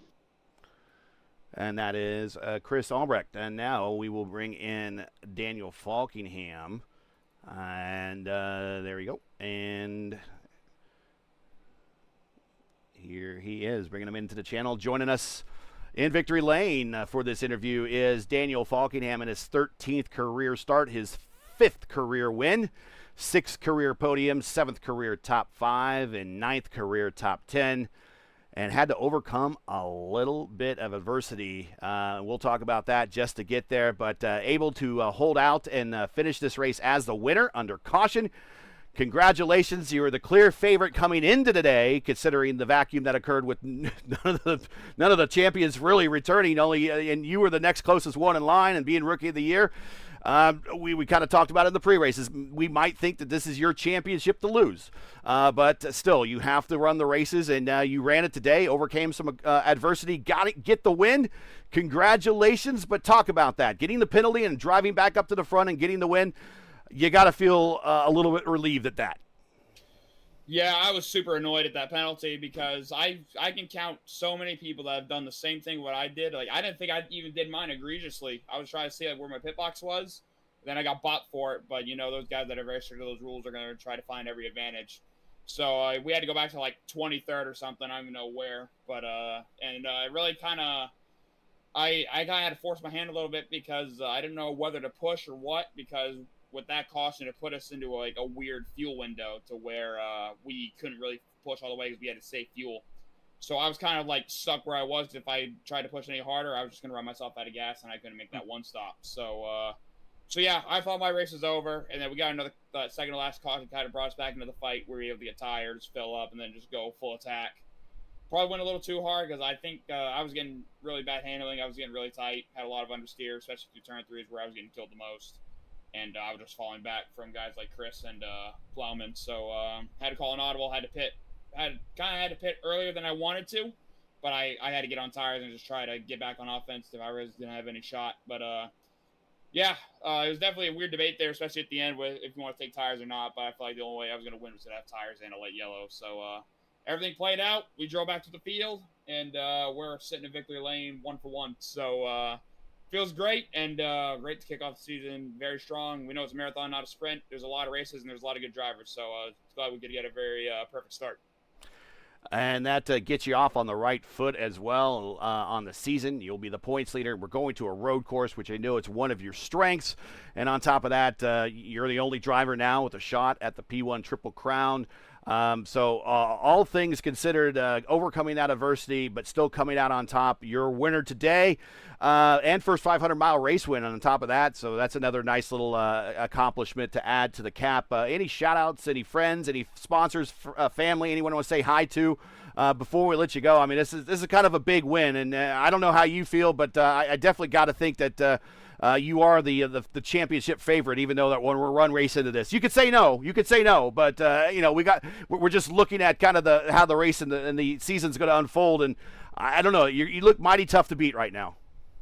I always try to be humble as best I can, but I'm just saying right now, we are absolutely the favorite to win this whole thing. We just got to put together the races and just keep things on what I can control, and we can get the job done. But like you said, 14, we got an additional race this season, so that's another race where if I screw up, people can gain on me. But don't see why we're not the favorite. But looking forward to going through the season and going to Portland next week. I love Portland, so it should be a good race for us. So I'm looking forward to that. But just want to shout out Chad for the league, for all of this stuff he puts on. But calling him out because he's such a snitch. But hey, it almost worked out for him. But shout out to Chad for all he does. Shout out to you guys broadcast. I know you all do a great job over here. Shout out to the boys at Fueled Up Racing. Linked up with them for this elite season. So looking forward to trying to chase more victories with them.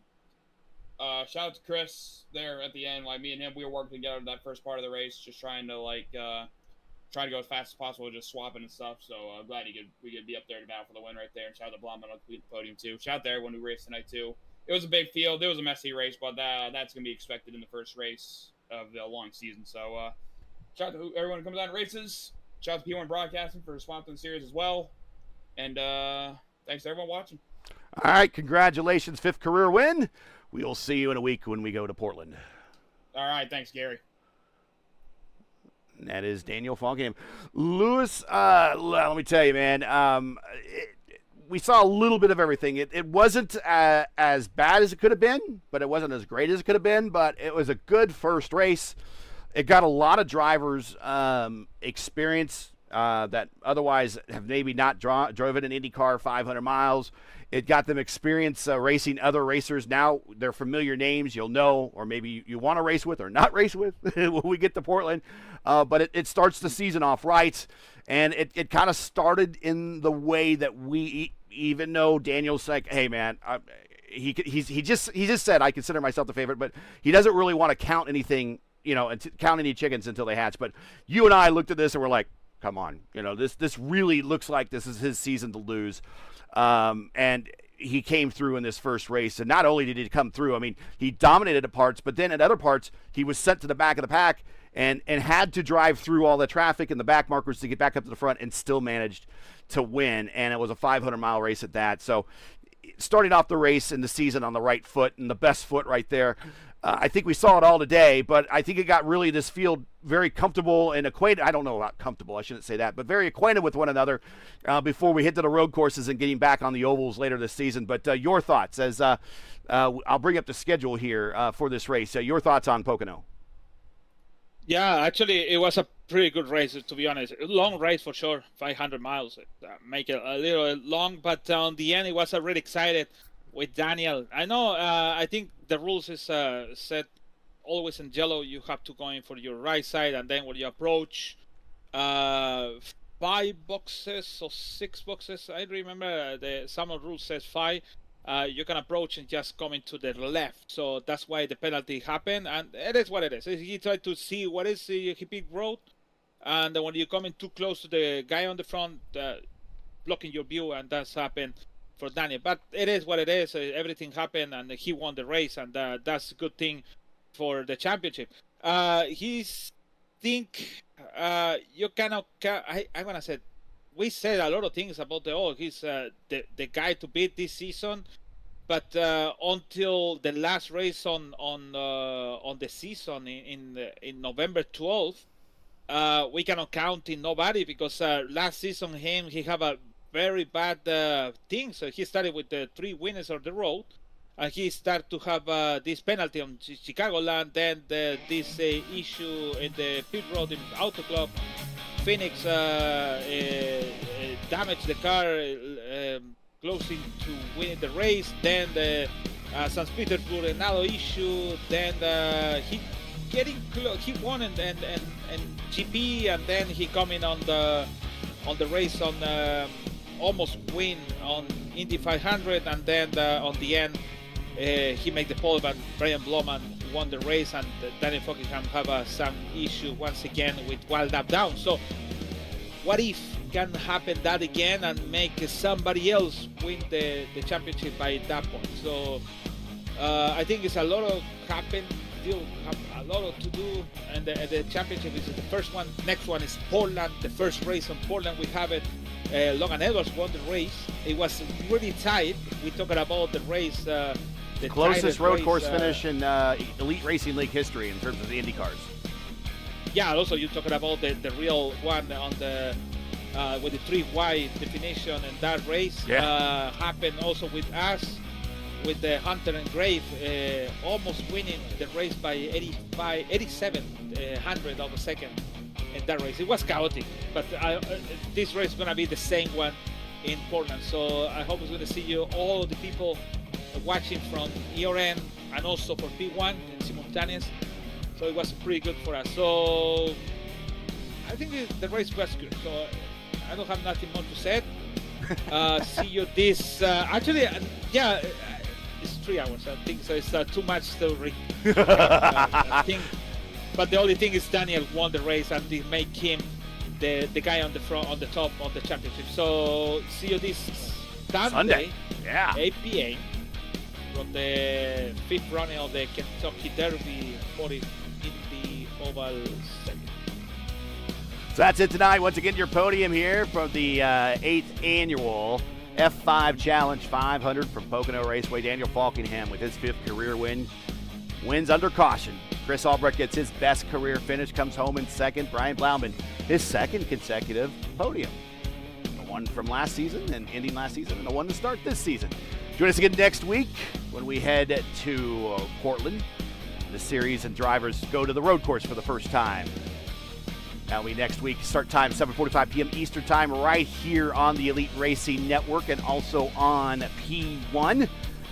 Just keyword search Elite Racing Network or go to youtube.com/@P1 Broadcasting. You can find both those channels that way. As you know, the YouTube algorithm game is not an easy one, so please help us support ERN and P1 with the weekly grind. Leave a comment below. Let us know what you thought of tonight's race. If you enjoyed tonight's coverage, support us by smashing like in the video. If you're new, click subscribe, and while you're at it, hit the bell for weekly reminders so you don't miss out on more of ERN's and P1's other iRacing programming. Tonight's Let's see. Tonight's 8th running of the 8th annual of the F5 Challenge, or the Pocono 500, is sponsored by F5 Challenge. This nonprofit organization enriches lives through face-to-face fellowship and exciting adventure challenges in a faith-driven environment. Their mission is built on the 5 F's: faith, fellowship, fitness, fortitude, and fun. He might have wanted a 6th F, just a little faster there at the end, just so he could pull off that pass from Falkingham. Maybe one less F from Falkingham. There you go. F5 Challenges inspires people to lead active, connected, and purpose-filled lives. To learn more, to get involved, visit their website or follow them on social media. All the links you need are in the description. The Elite Racing League's IndyCar Championship naming rights are paid for, and the Triple Crown Challenge are paid for by P1 Broadcast. We are an elite P1. We are an elite IndyCar esports broadcaster. If I could say, I'm not elite at all right now. I can't hardly talk. P1 is a proud sponsor of the Elite Racing League's IndyCar US 500 and Triple Crown Championship and the series itself. To learn more about P1 or request a quote for your iRacing League, check out all their social media links. P1 can be found on YouTube, Facebook, Instagram, X, Linktree. All the links you need are in the description. I want to thank a special thank you to all of the Elite Racing League's premier sponsors: Blue Egg Marketing, Worldwide Technology Raceway, Lucas Oil School of Racing, Tom Boland Ford. Also, we want to thank George Anzaldo and the guys at the Sim Gaming Expo. I don't have an ad read for them set up for the day today, but I show their commercial an awful lot. Hopefully that's enough. We will have an ad read for them next time. But they got a show coming up in September, and if you want to check it out, make sure to go to their website, simgamingexpo.com, and you can buy your tickets today. Worldwide Technology Raceway is a premier motorsports facility located in Madison, Illinois, just minutes from downtown St. Louis and the iconic Gateway Arch. Newegg, well, they are a marketing company. They accelerate you don't spin your wheels. You want to accelerate your success with Blue Egg.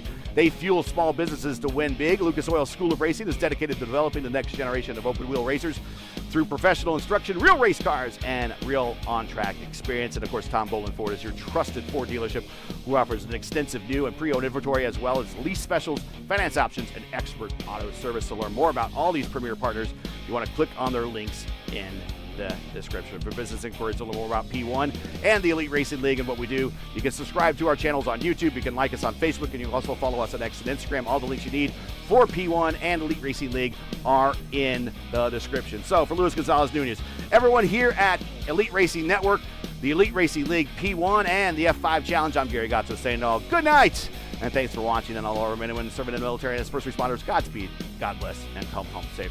Catch us again next week when we go to Portland for the next race of the Elite Racing League's P1 IndyCar Championship. Good night, everybody.